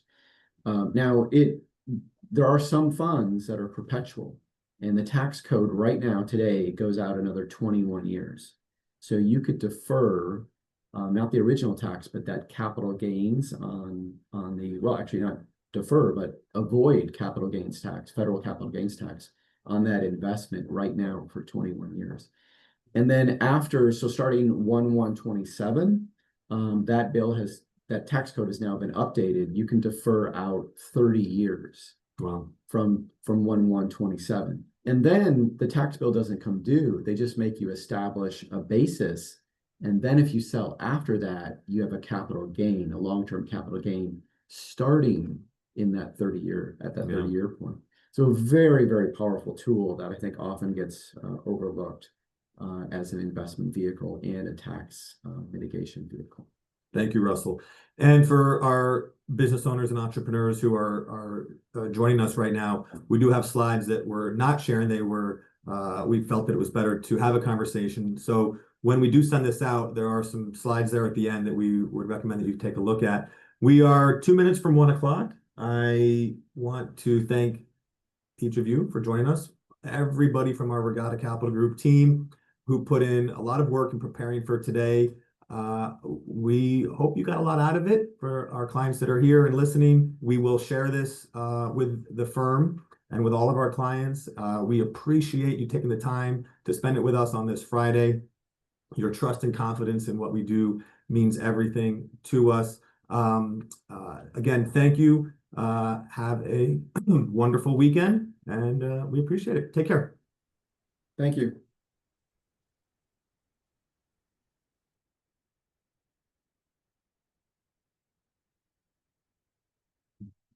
Great job, Spence.